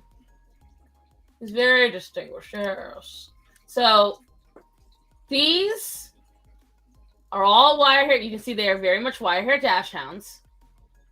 One that hasn't been groomed in several weeks will look like this. Or like this. They get quite shaggy quite fast. These dogs look like this. And like this. Like they have been trimmed. Yeah. Though I will say the one, you can see that his neck hasn't been shaved quite all the way down. True, but now that could be a personal choice, or it could be the dog gets aggressive about his neck. We don't know. Yeah. The fact that his full body is well maintained was the first initial shot where we were all like, yeah, their beards are long and shaggy. Everything looks like these are maintained dogs. Mm-hmm. And up until tonight, I wasn't overtly concerned about them meandering. Tonight, they were in Orion's yard. Uh-oh. That's a problem. Because they may be fast dogs, but they're going to turn into hot dogs if Orion catches them. Orion is very reactive. Anything new, he has to investigate, and he is very prey-driven. So a dash hound is just like a man. Ignore for a few weeks, and he'll be looking like a wild beast. Right. And the thing is, these dogs look in the same condition I saw them in several weeks ago. Yeah, so someone's taking care of them. Mm-hmm, their fur should not look that good for only a few weeks ago. And so it's like, life is short, the clock is ticking, so make your move because it will be your last. Right. This is definitely Orion, because I've told you guys, like the day the kitten got into the dog yard, he didn't even technically bite the kitten. He sniffed her so hard he crushed it. So another dog that he has already seen, because every time they come on the property, I don't see them, The camera doesn't alert me. My asshole alerts me. He starts screaming his head off and barking, barking, barking, barking, barking. So that's how I find out. And that's why I know if I let them out, because Orion immediately jets it to around the house. And I have no idea if the animals can hear me. Yeah. By the time I was afraid I was going to get punched by some kid's dad this morning because they were at the bus stop while I was walking by when a black dog started to run from across the street. Why would he punch you for that? Right. I'm curious about that, mad gentleman. Were you going to toss the dog at the children? I'm imagining we're waiting for the second part. I'm waiting for the second part. And so the problem with it is that now that I know these dogs, because there was a hole in the fence, that's how we got in. Starman just informed me of it. I turned to get in between it and the kids, and one of the kids said, "Don't kill it." Did you have a gun on you? Did you look like you're from the ATF? Are you a member of PETA? Mom, let me just have one bite of those dogs. Just one, all I ask. He literally punches my window to get anything he wants. And I have to zap him for it. But no, and so that's where the trajectory of what we need to do because I had to talk to the kids to figure out where to take the dog because it got out. Who do you know whose dog it was? But yeah, so I posted it on, and here was the thing. So I posted this last week on Monday, Monday or Tuesday. And you guys already know I was really tired. Yeah. From everything I had been doing, waking up at 3 a.m., not being done till late at night. And I don't mean to disparage my fellow rescue people, but these bitches were calling me on Facebook. I don't know you, and I've got my alerts off. So all I was getting was a little bing, right? A little bing saying that I got an alert, but I checked my messages and nobody messaged me. I had to go into my message alerts. They were sending, "I'm coming to the area. I'm around the area. Where are you?" What?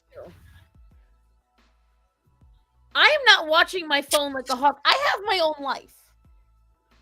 Now, I understand that it's important that these dogs get found or get safe, but I have my own. They were like, "You need to put out food. You need to capture them." Do you want my dog to just eat them in the house? Number one, I don't know if these dogs are safe to be around my dogs because right now we have a dog flu going on, epidemic of it. I don't need these dogs that are meandering around getting my dog sick. That's first and foremost. Second of all, these are dash hounds. They are hunting dogs. And I got 14 cats. I don't know if these dogs are cat friendly. Yeah. I'm not bringing them anywhere near my fucking house. I haven't got the means to. I want the dog runs for this reason. But they're like, "Well, you need to put out a trap." No, the fuck I don't. I have done my duty. I took photos and I made a post. And now that I found it going in my dog yard, I'm repairing the holes. And now I have to change trajectory. I've got to get another camera for the backyard. And I got to get more lights for the yard so I can see what's going on. I had nothing in my hands. I don't know why the kids thought I was going to kill it. Maybe someone threatened to kill their dog before. Oh, it was their dog. Okay. They let the gate open when they had. Then you were 100% right to yell at them. 100%. Yeah. They're the reason their dog was in the road.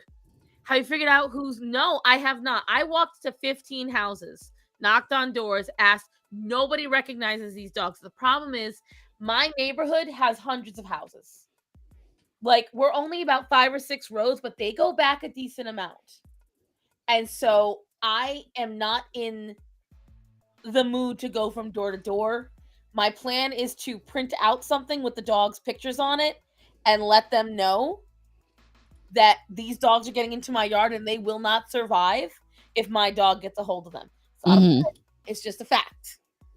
Because this is my private property. And number two, the other reason why I don't want it is because when Orion got in the scuffle with the raccoon, he may have won, but the raccoon did some damage. She cut up his whole chest. Did I the day it happened? I think I told you about it, didn't I? No. Oh, that was before I met you. That was before I met you. Yeah. Well, and you can't underestimate. I mean, yeah, Orion, if he gets a hold of the dog, will totally tear it up. The thing to consider is that they are very fast dogs, and they will still do a lot of damage to him. Right, and they So don't. it's not necessarily. I mean, it's like a large fighter who's really strong versus a small fighter who's really fast. You're going to have problems either way.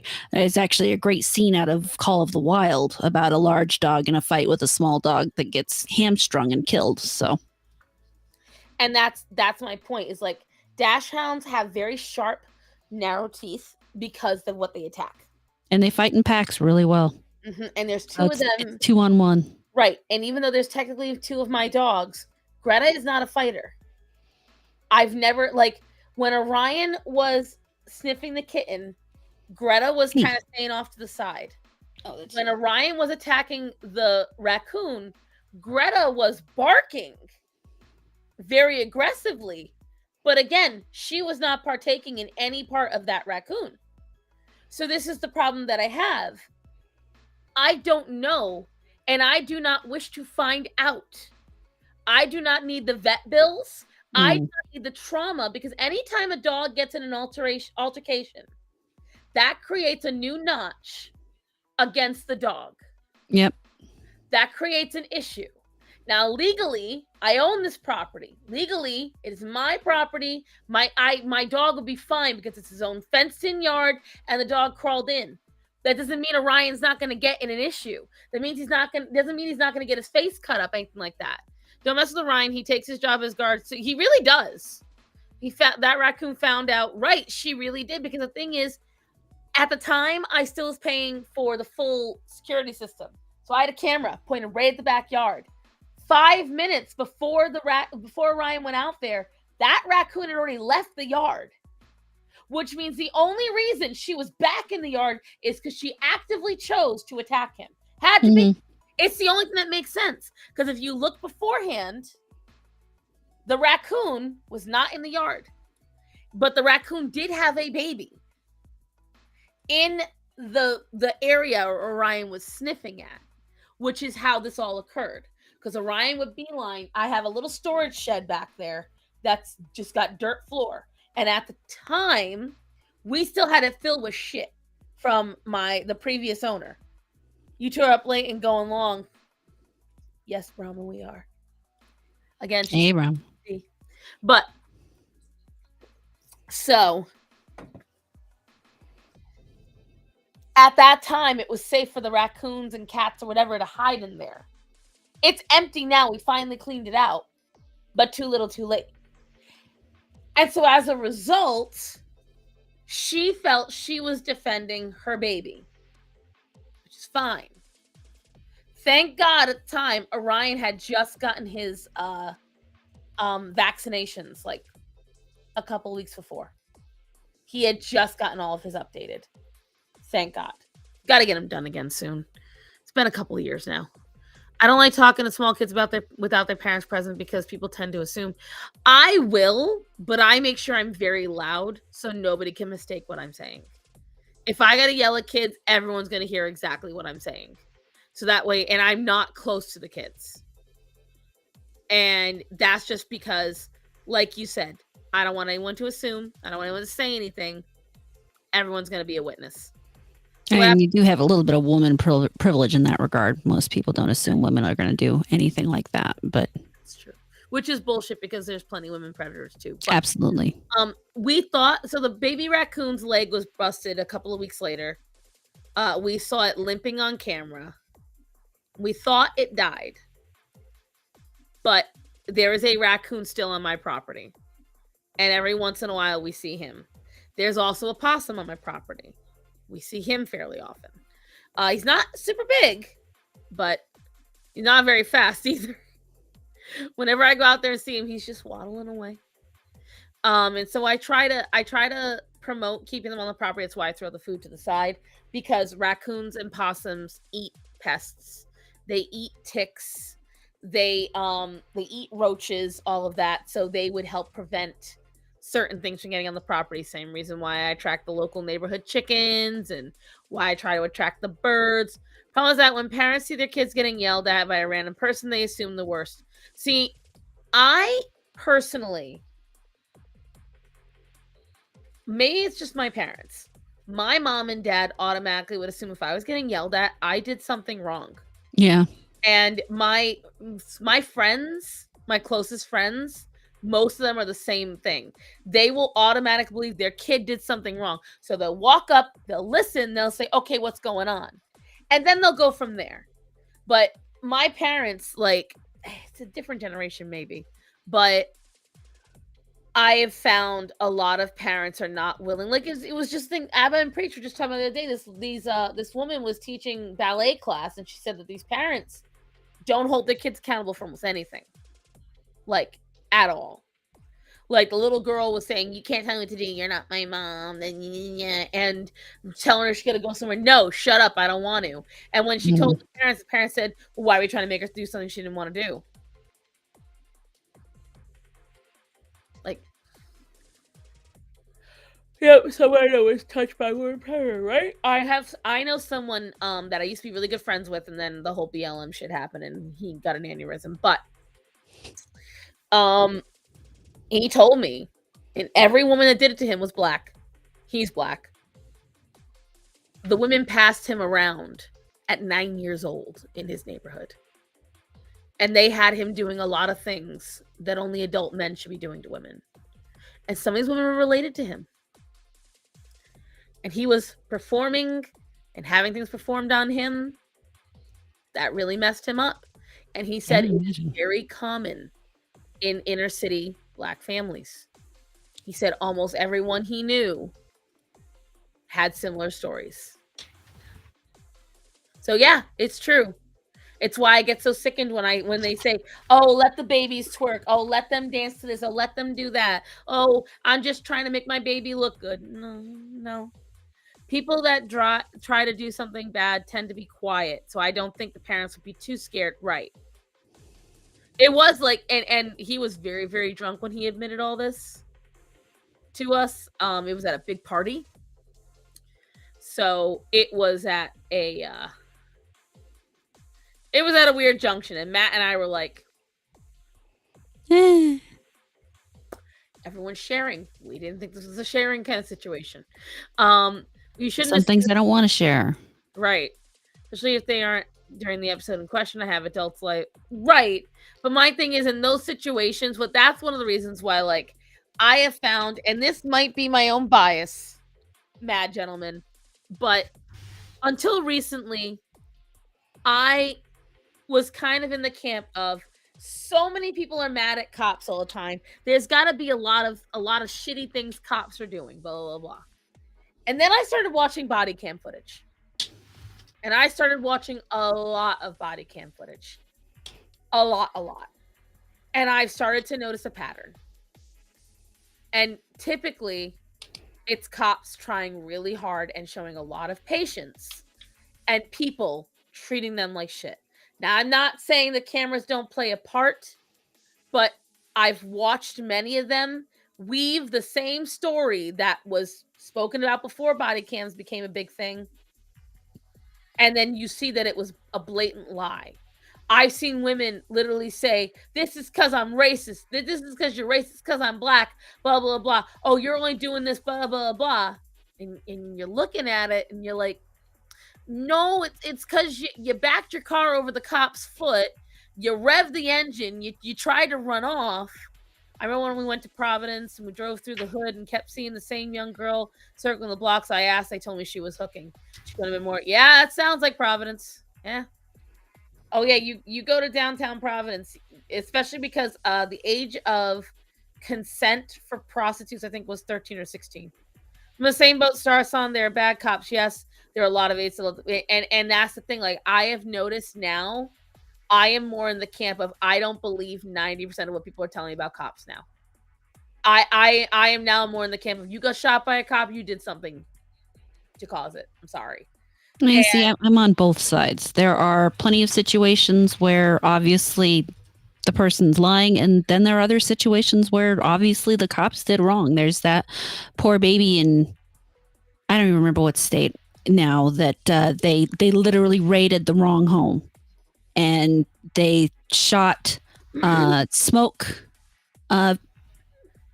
grenade in there, busted in her door, shot a smoke grenade in there. Her baby was 18 months old, on ventilator, had a feeding tube, and they took the mother out and left the baby in there with the smoke, and left him in there for quite a period of time. So the baby didn't survive, I assume. No, the baby's still alive, but still recovering now at this point. But the fact of the matter is, the house that they raided, the person that they were looking for hadn't lived there in 2 years. They obviously didn't do any kind of stakeout or anything to see if they were still there. Right. It was just totally the wrong house. So there are issues on both ends. Oh, that's the thing. I'm saying 90% for a reason, because I do believe there's still going to be that 10% where it's like, it's not just a screw up, it's a big screw up. And I have watched body cam footage where like, why didn't the cop do this? Why did they not let this? I'm not disagreeing that there are things, but from what I've witnessed and what I've watched in the pattern, and the typical people that are saying certain things, white, black, old, young, there's a pattern for everybody. The problem is that cops don't just do their job. If I got pulled over for going 5 miles over the speed limit, it would just take 15 minutes to get my ticket and let me go. Don't try to talk me up. I know that with the age of computers, especially because Matt and I were pulled over when there wasn't a lot of computers in the car. It was so quick. And then I got pulled over after computers started getting put in the car. This was like in 2012. And suddenly they've got to do everything. Like, I was a brand new driver, and like this was in my hometown. My hometown was very peaceful. And I didn't understand at the time that driving the speed limit, my mind thought as long as I did under the limit, I was good. Yeah. No. So it was a 50 and I was doing 32. And I was especially doing 32, and I went even slower when a cop got behind me, because in my mind, I'm going to make sure he has no reason to pull me over. Look how good I'm being. I'm going slower than everybody else. I'm going so slow. I'm being so responsible. He pulled me over. And the thing is, he gave me the ticket, and then afterwards, after he'd already written the ticket, he said, well, you can just use your driving history. I said, I've only been driving 2 weeks. And he said, what do you mean? I said, I've only had my license for 2 weeks. And he went, oh. Well, sadly, I've already got the ticket in the system. No shit. And so that was like $250. And I was like in pain. When I was 6 and I almost put in a random man's card during school event, but I screamed. He said, oh, you're not my son. Might not have been an easy mistake. Right, exactly. I don't deny that cops can lie, but the thing is, that's a very vague statement without all the proof. That's the thing. Everybody can lie. It's not just cops. Everybody lies. Right. That's the thing. It's like, yeah, there's going to be sections of America where you're going to get worse cops. There's going to be precincts that suck. Miami-Dade across the board sucks. You go to most of New York, sucks. You go to LA, sucks. Right, Meta, that's your experience, but that's anecdotal, and sadly, anecdotal. It's. Fact of the matter is, good cop, bad cop, don't tell cops shit. Doesn't matter how good or bad you think the cop is. Don't talk to cops. Stop giving them stuff they don't need to. Don't give them information. Answer their questions yes or no if you have to. Anything past that, you say, I'm sorry, I would like a lawyer. Because my thing is this. My father raised me to a very healthy fear of cops. Because my father got his ass beat by cops a lot. Yeah, and that's the thing. You don't need to say I don't answer questions, because then you're giving him a reason to wonder, why don't you want to answer questions? You just... Every time I've watched it, again, this is for me watching body cam footage. If they ask for your ID, give it. If they ask for your name, give it. Because I've noticed a lot of times, even if you have, unless you have an active warrant, like, they don't give a shit. They'll just pop you the ticket and call it a day. And they've often say this. They're like, they've argued with these people. I watched one today. They're like, listen, we just need your ID and we're going to drive you where you want to go. He said, we will bring you to where you want to go. We are offering it to you. She didn't listen. She argued with them. She fought with them. She yelled at them. Said they were being assholes. My father always told me, don't give them a reason. That's what my father always told me. So he said, if they pull you over, you have your paperwork ready. Hands at 10 and 2. They ask, and turn, all of that shit. You do everything you need to. He tells you turn off the car, you turn off the car.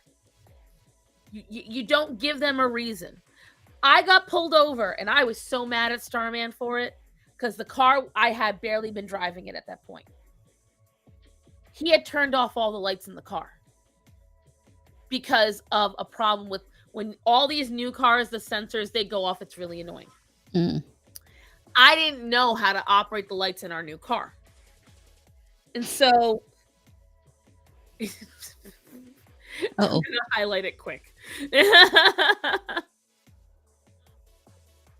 Yeah, you have to be very careful what you're saying and why you're saying it. You can't just be like, I'm not answering any questions, because then it gives the cops suspicion. Why are you not answering questions?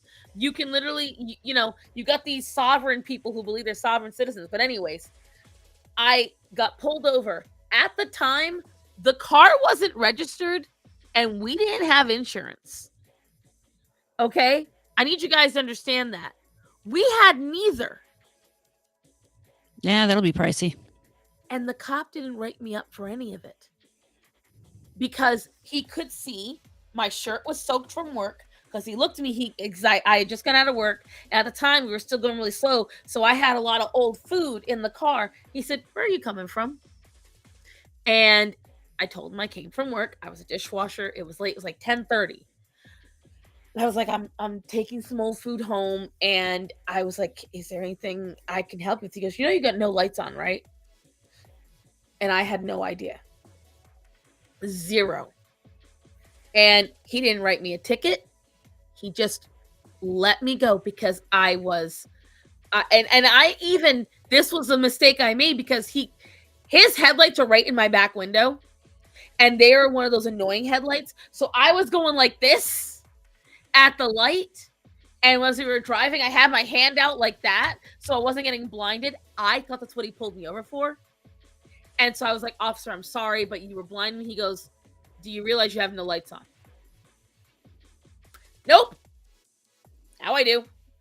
And I got to leave scot-free by the grace of God. My one and only speeding ticket, I was 16 and I was going 93 miles an hour in a construction zone. Ooh. And so cop pulls me over and he's looking at me and he's like, how fast you were going? I'm like, no. And as he's talking to me, this other truck literally just pulls ass just right behind him down the road. And he's like, follow me. So he gets back in his car. He pulls the other guy over. I pull in behind him. He comes back, and instead of writing me the 100 plus something, probably $500 ticket that I was supposed to get, I got a $60 speeding ticket. Mm-hmm. Yeah, because I'm sure I looked terrified. I looked really sorry. And I was very polite. And I did what he said when he told me to follow him, more importantly. Because I just saw it's a video from 2021. These people got pulled over. And it was a man and a woman in a red car. Apparently it was very viral. I only just saw it recently. They were pulled over and she was letting the cops know, oh yeah, there's this and this and that and the other. It was bumper to bumper traffic along the highway. This bitch jumps back in the car and speeds off. And about 5 minutes down the road, she crashed into a truck that was diesel, split the car in half, And there's mixed reports. They said she died later. It is never worth getting in a fight with the cops. I have heard so much now from cops that it just from watching the videos, they even tell these people, if you don't argue with me, you'll be out in the morning. They said, if you just let it go, just don't fight, let it go. But no, these people argue, they fight, they get snotty. Because yes, you have the right in America, you have freedom of speech. Freedom of speech or being on your property does not absolve you from the actions you take. You can't sit there and threaten a cop. You can't start screaming. You can't start chest bumping. You can't start arguing with them because, one, you are giving them a reason. And if anything even remotely sounds like a threat, or if you start saying, because I've heard a lot of them, they go, your wife is this. Oh, I hope she does this. I hope all of your, kids DIE, all these things. You start saying that is a threat. Not only that, but you are being a oh shit, what's the phrase? Idiot. That too. Disturbance. You are disturbing the public, which they can arrest you for. You're causing a problem. You're creating issues. They can detain you for that. So these are certain things that I have watched and I've gleaned from all of these videos. Just comply and I won't beat you. Well, the problem is that I've heard one before. I heard them say it too, because usually the people that they're telling that to are kicking, punching, they're screaming. I watched one guy today. All the cop did was come over to his house after this guy threatened to set his girlfriend's ex-husband's house on fire. Okay? Cop came over to his house and said, listen, I am just here to tell you, you are trespassed from that location. You can't go over. The cop didn't even get to say that. The guy started screaming at him, you don't have the right to be on my property. You don't have the right to do this. You don't have the right to do that. Get the fuck off my property, blah, blah, blah, blah. Just kept threatening the cop. And the cop used amazing restraint. Because even when the cop went out onto the public road and the guy was still threatening him and chest bumped the cop still told him to calm down, and he gave him plenty of chances. I'm shocked he didn't pull out the taser. He eventually finally had to take the guy down, and he fought every inch of the way. Although there are cops who do, especially if you comply, they will abuse. Even if you comply, they will use. Yeah, but that's very rare. That's the thing I've noticed. That's the thing.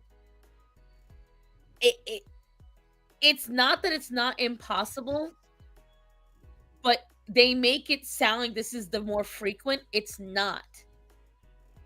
If that's the case, yeah, exactly, it's assault. The cop is justified. And the thing is, I'm not using anecdotal evidence. These are video evidence. In fairness, your observation of the video evidence is technically anecdotal. The proper study would be non-anecdotal. However, the fact of the matter is we don't know how many videos of people doing this versus how many videos of cops being bad actually end up on the internet. I would say probably more of the ones where people are being bad end up on the internet than ones where cops are being bad, because let's face it, the cops don't want those out there.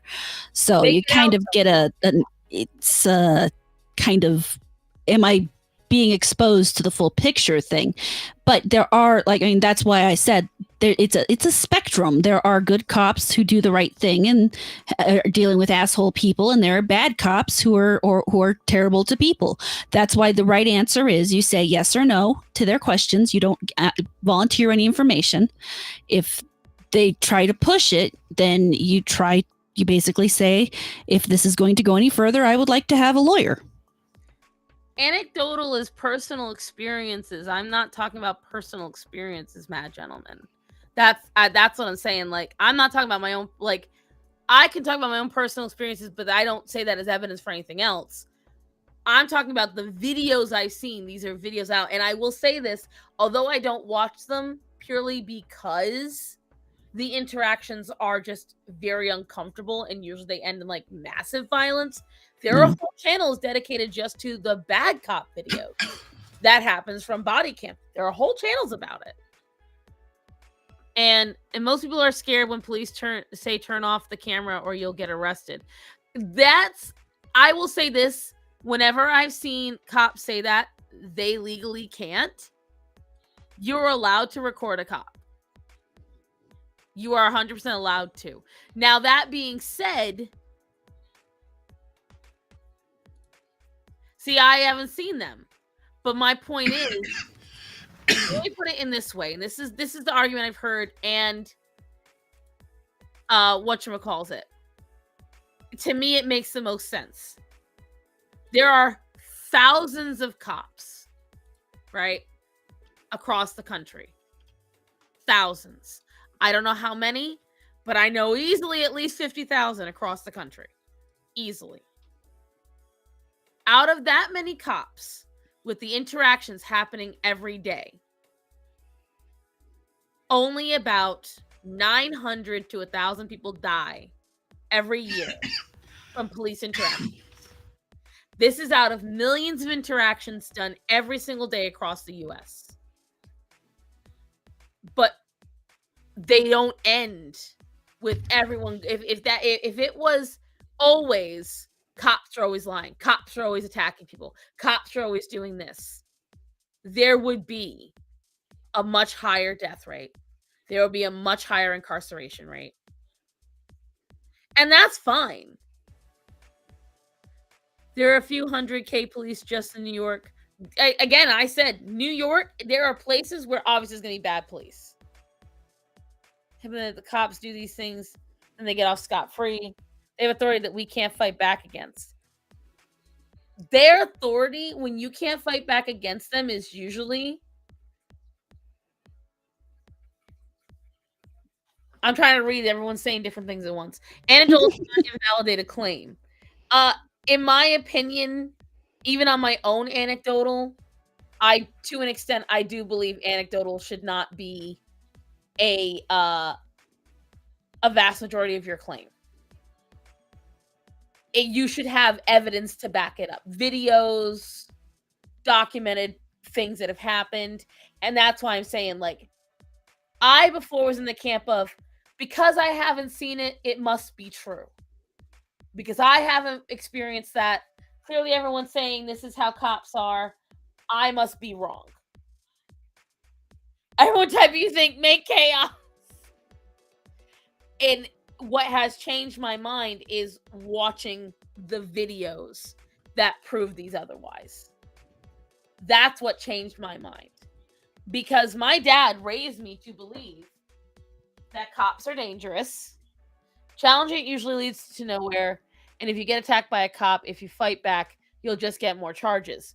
If the cop attacks first, you have the right, especially if there is nothing you've done, if you are not doing anything, you have the right to defend yourself. But you have to hope you can prove that that's what you're doing later. Right. So the best way to do it, I do agree to an extent, is to do nothing. Because there are people that believe that they've done nothing wrong. Like, a cop will arrest someone. They'll be like, I didn't do anything wrong. Or you got the wrong guy. If you are innocent, the best thing you can do, from what I've seen, and it's what I would do. You don't have to. You decide what you want to. I would just be as neutral as possible. I think we should move to a new topic. I'm bored. I couldn't tell. I'm answering the things that come up. These cops breaking their oath. Yeah, but that's wrong on all fronts. That's just wrong on all fronts.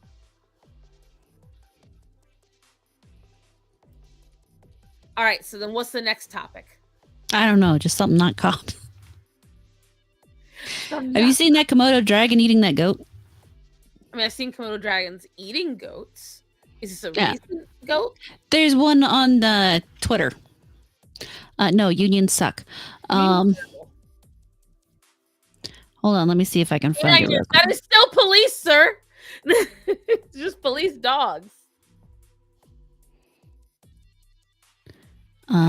Sure. It's an animal. Listen, Metastep. Dude, listen, you little shit.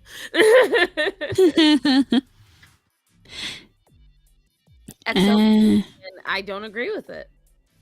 But we talked about that when it happened, didn't we? Talked about what? The bully ban. Yeah, we've talked about that a number of times. Yeah. It banning. I understand, and this is where most ANCAPs don't agree with me. I believe that banning owning exotics is one thing, because there's a reason why exotics shouldn't be owned. Like, people owning chimpanzees almost always leads to disaster. It's always a problem. Humans are animals too. Hush you. It's a soft segue. But people owning tigers, these are animals that are dangerous. These are animals that require, talk about beavers, damn it. No. I've had enough about beavers today. Beavers is what led us to the mammoth conversation. But what's this? Oh, is it a live goat? Wait, is it alive? The goat? Yeah, well, I mean, it was at one point. Stop it. Oh yeah, it's alive. I don't know if YouTube's gonna be okay with that. Oh, that was quick. We just won't. Well, I stopped it because I mean it. I do feel pretty bad that the goat was alive. I don't know why. For me, the idea of getting eaten alive makes me sad in the tum tum. But yeah, it's scary. Like, there's this scene from the old King Kong film. I don't know if I talked about it before. It's the giant bug scene when they fall off that. One of my biggest fears is when that big white worm thing just starts eating the guy's head and you see him slowly like. Well, the reason I wanted to show it to you is there are a lot of people who think that goat's legs were broken. That would make sense. I was wondering why the goat's legs weren't moving. His legs are fine. Did the Komodo dragon already bite him earlier? But you have people out there thinking, oh my God, those goat's legs are broken. Some person put it out there just for him to eat. Oh my God, these people are so cruel. And so you got people out there whining because a Komodo dragon bit a goat, chased it, which, I mean, Komodos aren't exactly the fastest creature in the world. That's why they have a powerful, well, not powerful, it's a slow acting venom, but it will very slowly but surely kill something. Fun fact, we didn't realize it was a venom until recently. Like, we're still finding out, and this is an animal that is well known. Everyone knows what a Komodo dragon is. We thought it was bacteria until very recently. And they can run in short spurts of the 30 miles an hour, but that takes a lot of energy for them. Yep. What Komodos like to do is they bite their prey, usually in the legs, and then they follow it until it can't run anymore, and then they just eat it up. And if I noticed that didn't look like a pen, you know?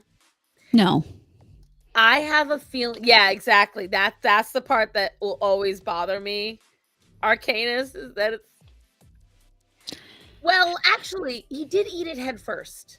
I'm pretty sure it was still alive. You can still hear it screaming in the stomach. Oh, I'm glad I wasn't listening to the video then. Oh. Yeah, it definitely. And the fun thing is if you really watch it, you can kind of see it moving a little bit as he starts walking. I thought I saw that, but I thought maybe it was just a belly jiggle. No. That goat's still kicking just a little bit. He didn't last much longer than that, I'm sure. But you literally have people who are talking about how. I'm with Fox on this. Like, listen, it's the circle of life. I get it. This happens all the time in the wild. Still breaks my heart, dude. Yeah. Well, it doesn't break my heart, but what can I say? I'm heartless. The hell you is. It's nature. What am I gonna do? The goat either the goat gets eaten, or the Komodo dragon starves. That's what I'm saying. It's not that I'm bothered that the goat got eaten. It is not the issue I have. My problem will always be when animals get eaten alive. and they're still alive in the tum-tum. That's the only problem that I have. Otherwise, like, if the throat gets ripped out, if the guts get taken out, if the head gets popped off, if they dead before they reach the gullet, I'm great. It's just, that's my only, it's one of the reasons why I have a hard time with people owning snakes, because you're constantly having to end other animals. And what really freaks me out is the people that own rabbits and rats but will feed live prey to their snakes. And I'm like, bro, you sick. I mean, some of those people have the rats to feed to their snakes. So it's just like we had goldfish to feed to our clown knife. So, I mean, and that guy would eat those things whole. There was no in between. There was no chewing. There was no killing them. It was sucking them in, and you could see a glitter of scales in the water after he was done. And so like, I agree. I get it. And the thing is, like, that's something where, all right, so this is something where this can segue into a really good point. The vegan teacher, every time she has anything to say, it's always, do you think that they want? Do you think that this animal want? Yes, I think they do. I 100% do. I know. Guess what they did the other day? They ended another mouse. They got in the house. Yeah. It was cold. Oh, I wish I'd taken pictures. So I'm sitting up here. I don't remember if I was working on something or if I was streaming, and my mother yells at me up, and all I hear is something about Vincent. I'm like, shit, is he hurt or something? So I go downstairs, and no, apparently Vincent found a bird outside, and I don't know if it was frozen or if he killed it and brought it in the house, but he was sitting at the top of the cat tree at the bottom of the stairs, like he was going to bring it up here until he saw me come to the top of the stairs. Then he went into the sunroom with it, so I had to go and take the bird from him. Oh my god, he was dragging it everywhere. Oh no, it was he had drug it because he comes in the dog door in the back of the house. He brought that all the way through to the front of the house. Oh my god. And into the sunroom in the very front of the house. He brought that bird all the way through the fucking house. He was so proud. He was so proud of himself. So I honestly, when I picked it up, because it didn't feel frozen at all, I'm like 90% sure he killed it. So my cat's out here in sub-zero weather, finding fucking birds to kill. Huh? And he's a senior cat on top of that. Well, he's not quite senior yet. Isn't he like 9? I don't think he's quite 9 yet. I know Alex is older. Alex is 10 or 11 now. And we had Alex for a few years before we got Vincent. Yeah. Oh, by the way, Daisy and Aria and almost Axel are all going to be 12. Oh. But whatchamacallit? No, and it's like, and I know you guys don't want to hear about her, but hear me out. The vegan teacher constantly talks about how animals don't want to eat each other. Animals don't want this, and they absolutely do. And I never understand how vegans will sit there and say we are so cruel when all we keep trying to do are ways to humanely take out animals so we can eat them. Mm-hmm. And if you look at nature, they anything but kind. Well, that's literally the discussion I was having, because people are like, oh, because people were literally more inclined to believe that some human broke that goat's legs and put it out for the Komodo dragon than the Komodo dragon is just something that likes to eat things fucking whole and alive. Not that I want the video back on, because I don't, but at the beginning of the video, you could see how, like, at first I was looking because I thought the goat's head was down and it was already dead, but the goat's was shaking. And it wasn't shaking like a goat would shake. It was shaking like it was feeling the effects of something. And when it was already laying down. When he picks it up, you can see the goat tries to move its legs, but it can't. If you look, the legs are totally intact. There's no breaking or anything. He just can't use them. I would have replied, I don't want to be here either. Yeah, here I am. Your cat wanted to give you a present. How good of you. How sweet of him. He's a very sweet cat. Even small birds will try to hunt small animals. Yeah, like what they do is and we've had this discussion before. Cats will bring you food if they think you're too stupid to hunt for yourselves. But I think in this instance, Vincent was like, I got me a good meal. Like, he wanted to take it to where it was safe and comfy to eat it. Because for him, the safety is inside the house. And so that's where he was taking it to. Now, and he also knows if he's near me, literally, the dogs will leave him alone. I can have, even with Flynn in the house, I can have the dogs all on me and Vincent on me, and everybody's calm. Nobody will attack each other. It's the second they get off me, the problems start happening. It's like, so for instance, like, yes, Silvar. That's why I'm really proud to say that my cats has never brought me gifts. So I'm very proud to say that. And in this case, I think he just wanted to show off. Exactly. I don't think he brought her a gift. I think he thought, this is where no one's going to bother me for my food. And look how wonderful it is. Look what I did. With Penny, if she sees me awake at night, like oftentimes I'm reading in the middle of the night. If any of you see me active on any of the social media, understand I am either looking to troll somebody or I'm reading. Stop asking me to answer you. And Penny will scream. And now I've realized she's screaming for one of three things: food, water, or me. She wants me to go sit at the couch because that's when she feels the safest to sit on the couch. And so almost immediately, every time, the moment I sit on the couch at any point, I hear, and she comes right over with her little trill and sits either right next to me or right near me. This is the latest I started up in a while, right? Like, I'll tell you right now. Oh, it is almost 3 a.m., isn't it? Well, for me. For you, it's like, what? 1? But, yeah. I have been staying up late lately. I was doing Choco proud. I've been very good, but also because I had to get up early for the most part. But now we're switching on schedule. My cat cries, hello, Alabastard. I haven't seen you on here. My cat cries and brings me shoes because that means walks, exactly. I'm glad my cats don't give me gifts in background. All the cats ready to give stars on all the wonderful gifts they found while she isn't looking. See, that is the one thing I have not seen them do. The only cat I have that brings me stuff is Atticus, and that's because he plays fetch. Night, Unlucky. I'm heading to bed. You have a good night too, Unlucky. Sleep tight. And as you can see, depending on the night, I don't know where Calliope ran to. Usually she's over here. But depending on the night, I've either got Athena or Calliope when I'm in here. They've all decided to take over the niches that Zorro left behind. Specifically, this one just takes whenever she can. But they've been causing so many fights. She's cut open Arya's nose. Like, just really bad. I usually watch these after the fact because I'm on a California time. She's on California time too. Well, no, you're off by an hour. I'm an hour ahead of them. Yeah. Not by much, but it's true.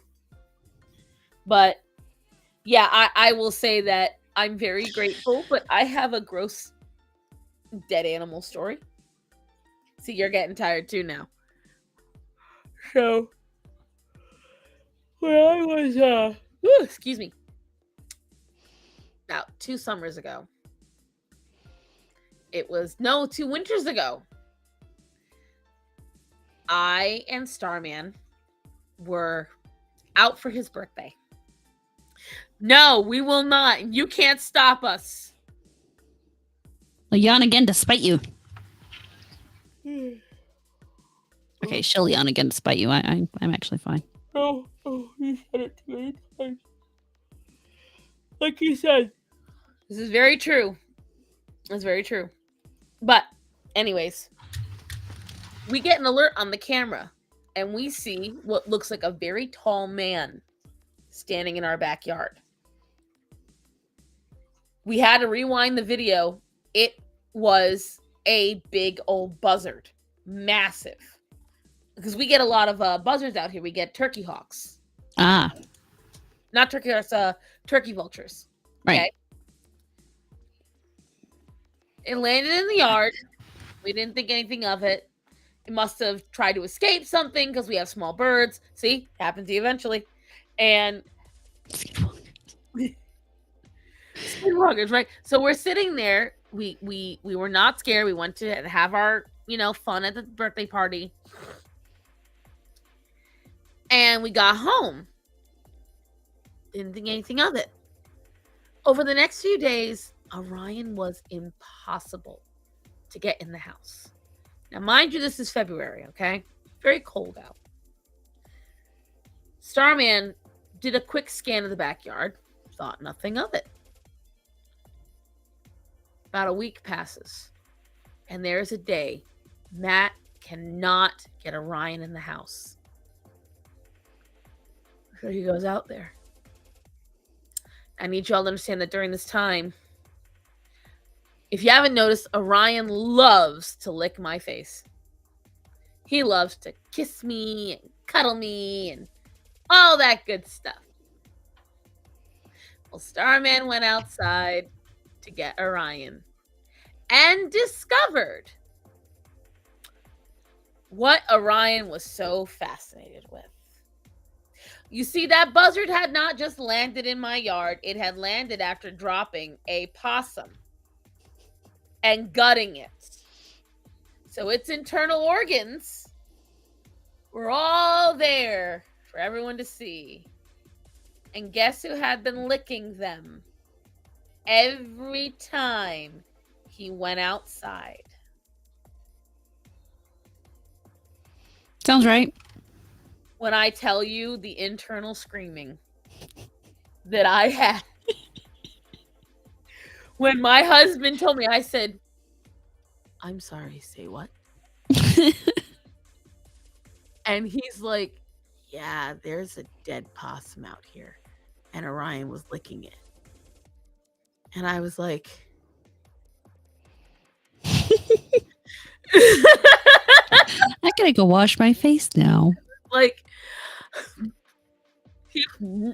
I wouldn't let. So Matt had to get out there with a shovel.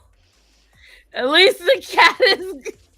This one's a dog, but yeah, he'll be okay. He'll be okay. And that's right. Arcanus probably doesn't know me too well. Orion is a pit bull, 110-pound pit bull. He a big boy. You are lucky he didn't try to just eat it out of the snow.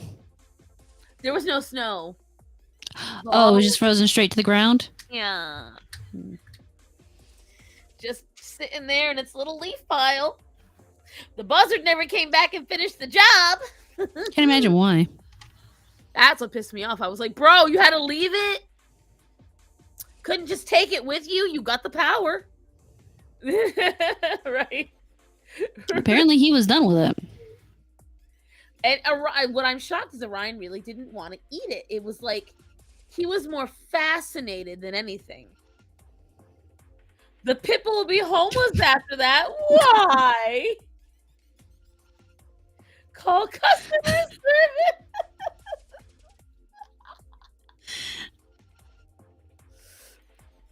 And it's like, that's why I know Orion is more curious than anything. If he wanted to eat, he'd have eaten. It was more of a, wonder what this is. That tastes interesting. Something else tastes this today. That tastes interesting too. And I think it was just, Rangers replace the world of the vampire with Orion is a pit bull. I want to complain about your buzzard.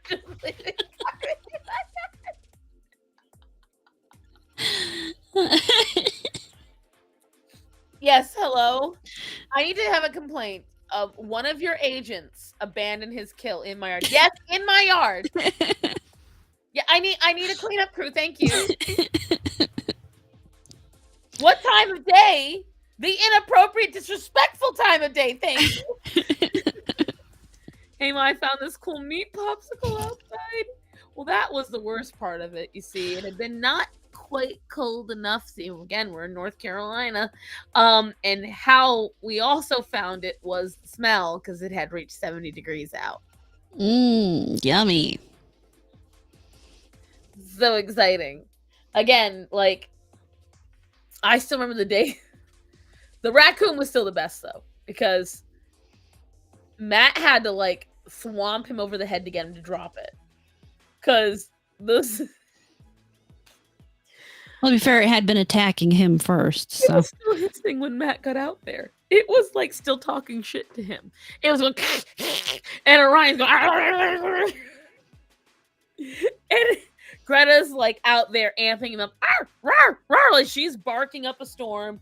Everything's going crazy, and I was just like, God. Italian meat pasta surprise. I didn't do it. I swear, yo, this, like, I will tell you right now, it is clear she launched at his face. He had scratches all down here and across his neck. You could see she launched at him, and Orion just grabbed her in one shot. And he apparently crushed all of her internals in one snap. And then just to make sure that the job was done, he shook her. So Starman got a nice sawing thing that happens when they do that. So Starman had to finish the job with the shovel himself afterwards. Most unceremoniously. But yeah. So that was what taught me. The raccoon, more than anything, taught me I need to be very careful with what's allowed to get into the yard. Because I now knew that if someone stepped up to Orion would step back, because raccoons are no joke, guys. Mm-mm. I will tell you right now, even though they are not big, they are no joke. They can take out things much bigger than them. And raccoons are generally larger than most people expect. I mean, they're not small animals. They can be pretty big. We're talking they can be 20, 30 pounds sometimes. In some cases, I've heard they can be up to 50. Yeah. Like, depending on the size. They can get really big. Squirrels can also be nasty. I had a dog get in a fight with a squirrel once. And squirrels are not as small as you think. You know, when we see them from far away, raccoons are dicks, right? Squirrels look relatively small till they're right up on you. Yeah, they can be 10 pounds. Yeah. And that's all muscle. Like, there's a series of squirrels in my neighborhood, specifically around my house, that have a habit of climbing on my windows. Like right here. And because they want to get to the bird feeders. So they will launch from the branches or the corner of the house to get to the bird feeder, to get to the suet. Be raccoons, I'll be back, you stupid dog. I'm going to get my friends. I will tell you what, that raccoon must have been absolutely terrified. Because that was 2021, guys. I ain't heard shit since from any of them. They very much stay clear of the backyard. All of them. I have a feeling, because the possum was very young as well, I have a feeling that the dead possum in the back was a mother that the buzzard got a hold of. And because it was right near my house, I think that she must have died up in the tree. And the buzzard was pulling her apart. She fell down. And I think the same thing with the raccoon. The raccoon and buzzard and possum both abandoned, or, you know, not of their own choice, abandoned their children. And the children have just gotten free, easy meals from me for years. They have no need to leave. I throw old food out all the time. Works out. Yep. They stick around, and I get what I want. I had a squirrel that would throw down with the birds over our old feeder. Right. Like, squirrels are nasty. I hate them. I love them, but I don't love them in my ceiling. Nope. Yeah. See, that's one of the funny things. My friend, she has this habit of putting like apple slices out for the squirrels. Mm-hmm. And then she's like talking about how she's got squirrels in her ceilings, and her husband is out on the yard having to shoot them with a BB gun. And I'm like, you know, if you didn't feed the fuckers, they wouldn't be at your house. I definitely don't put out the whatchamacallit, fruit for them. I just throw everything off to the side, and what you find, you find. What I do is, like, I'll throw out nuts in the front lawn. Purely, see, again, we're getting tired now. I'll throw nuts out in the front lawn because what I want them to do is dig up grubs and stuff. And I want them to dig up the cow killers, and I want them to dig up any hornet's nest. Because the thing is, again, we're very fruity people around here. Don't worry, we can't do anything with an apple. Or can we? But whatchamacallit?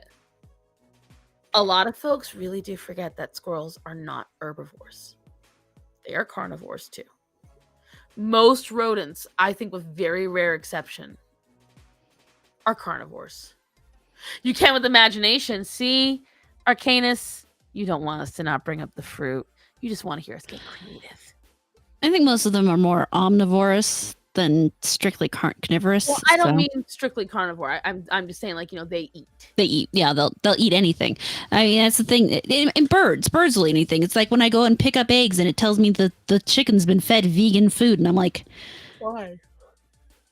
The poor chicken. Why are you doing that to him? Right. Like a lot her. of people, it's They're eggs. Well, no, it's a her. It's definitely a her because the eggs are coming out of her. So it's confused chicken. Okay, she identifies however she wants to.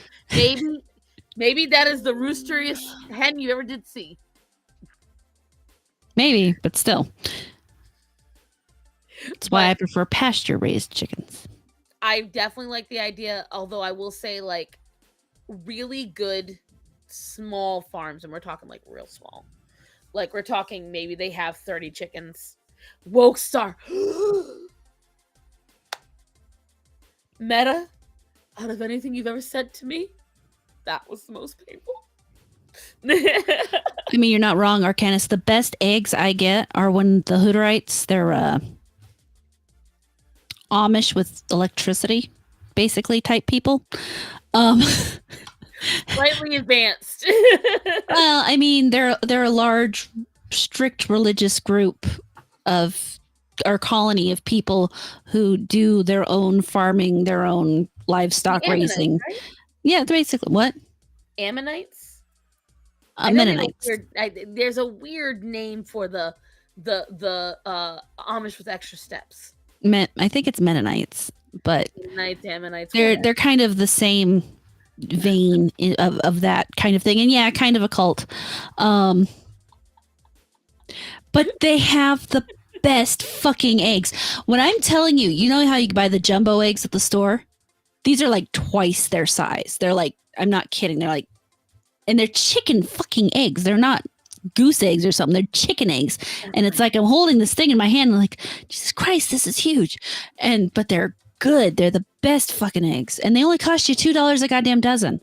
See, this is something I miss about Rhode Island because we used to go to Buffoni's and they had the best eggs. That's where we used to buy them. We always bought from, that is something that, to this day, what shocks me about, ad break, joke time.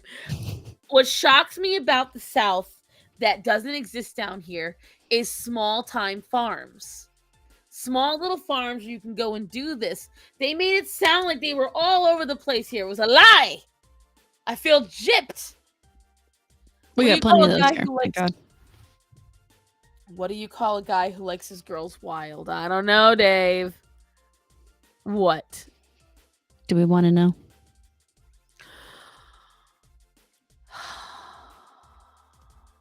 Really? Really, Dave? Banned. Yes. That's it.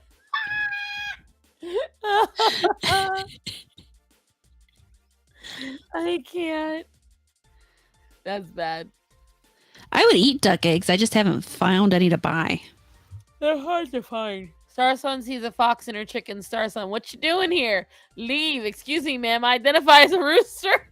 No problem. I'll treat you like one too. Oh God, I like that. It's not even good. Listen. I think he means the pun. Oh, okay. I was gonna say, I don't know. I've heard that duck eggs are really good, although I do not like balut. I don't know. Something about it just doesn't feel right to me. I don't know if I've had it. Balut, do you know what it is? I've heard of it, but I can't recall right now. Okay, so balut is when they purposely ferment and let a duck egg die. Oh, no thanks. Then you eat the whole damn duckling out of the egg. And like, oh, it's the richest soup you'll ever have. I'm good. Duck can be good if cooked correctly. The difficulty is if you cook it too long, it's stringy and tough. If you don't cook it enough, it's, well, raw. And if you can have it kind of raw, though, I will say you can. Delicious. I mean, well, but duck is one of those ones you want to cook more to the medium rare side because, like I said, if you don't cook it long enough, it's stringy. And if you don't cook it right, it's really gamey. But I can tell you, as someone who's had duck, because again, when you work for a Muslim, they get real creative with what they'll cook for you, and they really like their duck. It's so good. Oh, it's so good. I did bailout once. Not a fan. Bailout? Balut. Oh, balut. That's not how it's spelled. Give me a break. I'll give you a chance, Alabastard, only because you're cute. But I will say this: if you get a chance, guys, have duck. It's so worth it. I want to try to cook duck, but I haven't bothered buying one yet. So if you eventually. do, obviously keep skin on because it needs it. Yeah. Otherwise, it just gets real weird. And use as it's the way I've had it spelled was BALUTE. That's what I've or BALUT. But yeah, I'm picking up what you're putting down. Identify as a rooster, so you want to be treated like a chicken oyster stew.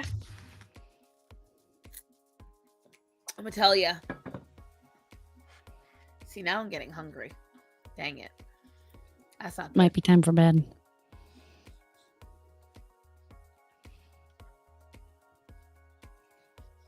What? I'm smelling burning. Uh-oh.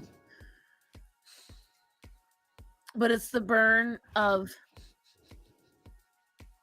someone's burning trash, I think. Oh. But it still makes my whole house stink. Oh, one year, my next door neighbors, and this is lovely because we don't live in like a really spaced out place. We all have side yards, of course, but I would say my neighbor's house is 100 feet, maybe, probably less, away from me. Right. And my neighbor one year, in his infinite wisdom, because his power was off because he hadn't paid for his power, and it was the dead of winter, decided to burn tires in his side yards for warmth. You want to talk about a horrific smell that'll make your sinuses bleed? It's rough. That's one. See, the thing is, my neighbors we're out where the banjos play, so they do weird shit, but it is odd for me to be smelling that burning at this time of night, even in my neighborhood. But it's not. Is it cold? Huh? Is it cold? Oh, it's fucking freezing out right now. That's probably why. It's like 20 some odd degrees. Hey, Ember Doomsday. How's it going? Let me see. Hello, Gracie. It is 31 degrees. Sorry, not 21, but still cold. Yeah, I bet someone's burning to warm themselves up. Yeah, but that's what the house is for.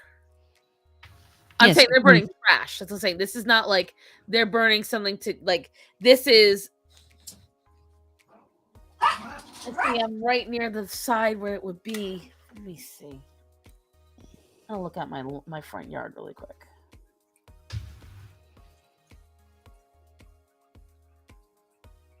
The neighborhood rodents heard you talking bad about them, so they got together to put together a trash cross in your front yard and burn it. Oh yeah, there's a haze all over. Ah. All right, if you guys can see that, see right there. Oh yeah. See all that haze? Mm-hmm. Someone's burning something out there. Annoying. Deeply annoying. So I gotta go to when there was no haze just to show the difference. This is my problem child, Grace. You stop petting her. Watch this. Oh God, she does what Yep, she does the stuff Greta does. Why are you not paying attention? Why are you not paying attention? Smacking at you, rolling. Greta's really bad. Oh. Or falling. No, she heard with the dogs running because they've been chasing the cats.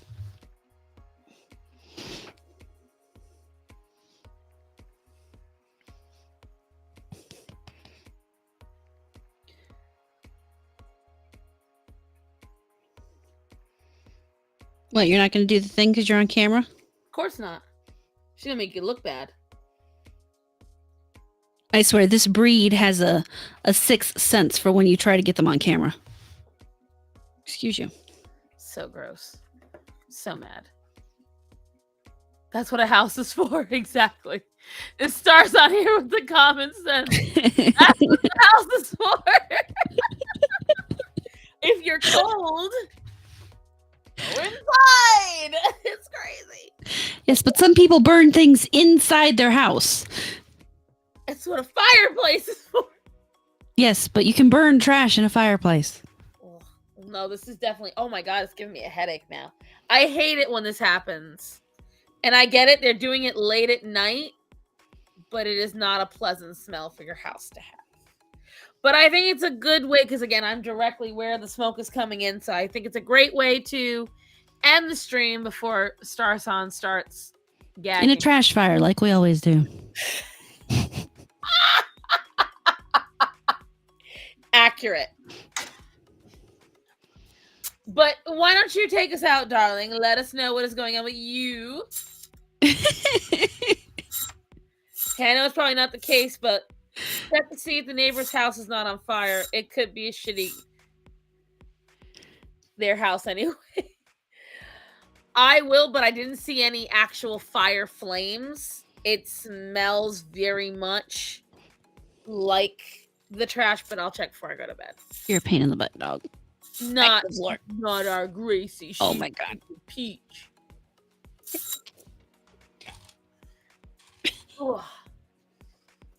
But all right, why don't you take us out, lady? Let us know what's going on with you. It smells like a tamed fire. All right, I will be probably doing party animals with Brahma tomorrow night. Midweek hump on the Shagsworth channel on Wednesday. Thursday, I will be on my channel and I will read some more Lovecraft. We will probably finish up The Mound, if not come close to finishing it. I will try to finish the whole thing. I've got this absolutely nasty throat coat tea that helps me read. Tastes gross, but it works. So there's that. Friday, I will be playing a video game of some kind. Saturday, I will be playing Neverwinter Nights with Sheepsidian, my friend Darylyn, and Robust. And Wednesday or Sunday, probably more Neverwinter Nights because it is the other week. Maybe Timberborn Arcanist. We'll see how I feel when I get there. But Sunday will be more Neverwinter Nights. And then Monday, I'm back here with Starsan, where we do more of our wonderful rambling talks, and hopefully we can avoid the subject of cops. Out there! You can tell she's mad at me for that. And no meta step. This one is like lemon and echinacea, and I'd never had it before, but echinacea is powerful. It got me through an extra half hour of reading, because normally I can only read for like right at 2 hours, but it got me into another extra half hour. That and Lizards and Goats. They're requesting no more. Lizards and goats. I mean, I don't mind talking about lizards and goats, but the cops just get boring. I mean, you can only say so many things so many times. And I will read your dolphin propaganda, Dave, after I'm finished with the Lovecraft stuff, because I did the poll on the community. See, this is the other thing, is if you are part of the community, if you would do the membership stuff, I put out polls and stuff and ask you guys what you would like to see from me. And you can participate in that if you are a member. So you don't want to be part of that? See? You can tell me what to do and I might listen. Maybe. Keyword might. It's heavy on the might. It's really kind of a big might. But I'll at least ask you, so there's that. She'll pretend. She'll make you feel special. For a minute. For a minute. What do you got going on? Me, you will see me tomorrow at noon, unless I fall asleep or, need to delay it a little bit. But you'll see me tomorrow for our chat and draw. And I will have a new video out this week where I am reviewing some healthy recipes by a very prominent YouTube chef that I'm actually kind of excited to try. So I can pay you and do what I want. Whoa, look at you, baby. Wait, nice. Shackles, I caught you. I think that's yours. No, that's yours. That's mine? That's your money. Oh, thank She just gave me. I have to see if that's what's the word?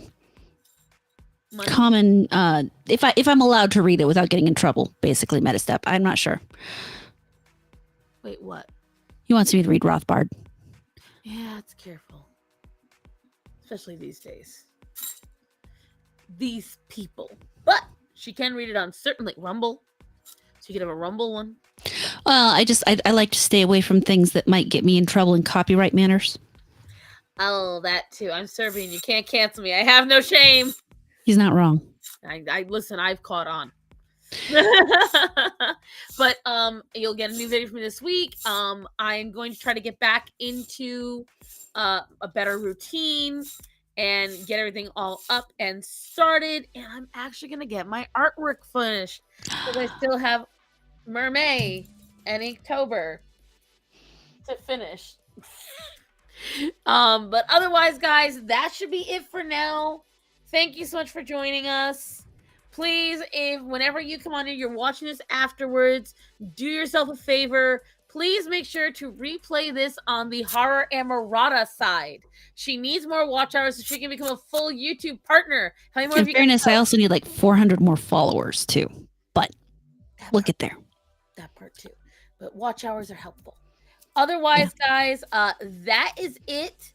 Remember to get your animals spayed or neutered. Remember to tell people they're important to you, that you love them and be safe. So, guys, I love you. Be safe. And Horror. Yes. I love you. I love you too. You saw me go this way, Mercy. And be safe. Have a great night, everyone. Night, GJ. Sorry, we're leaving now. Bye. Bye.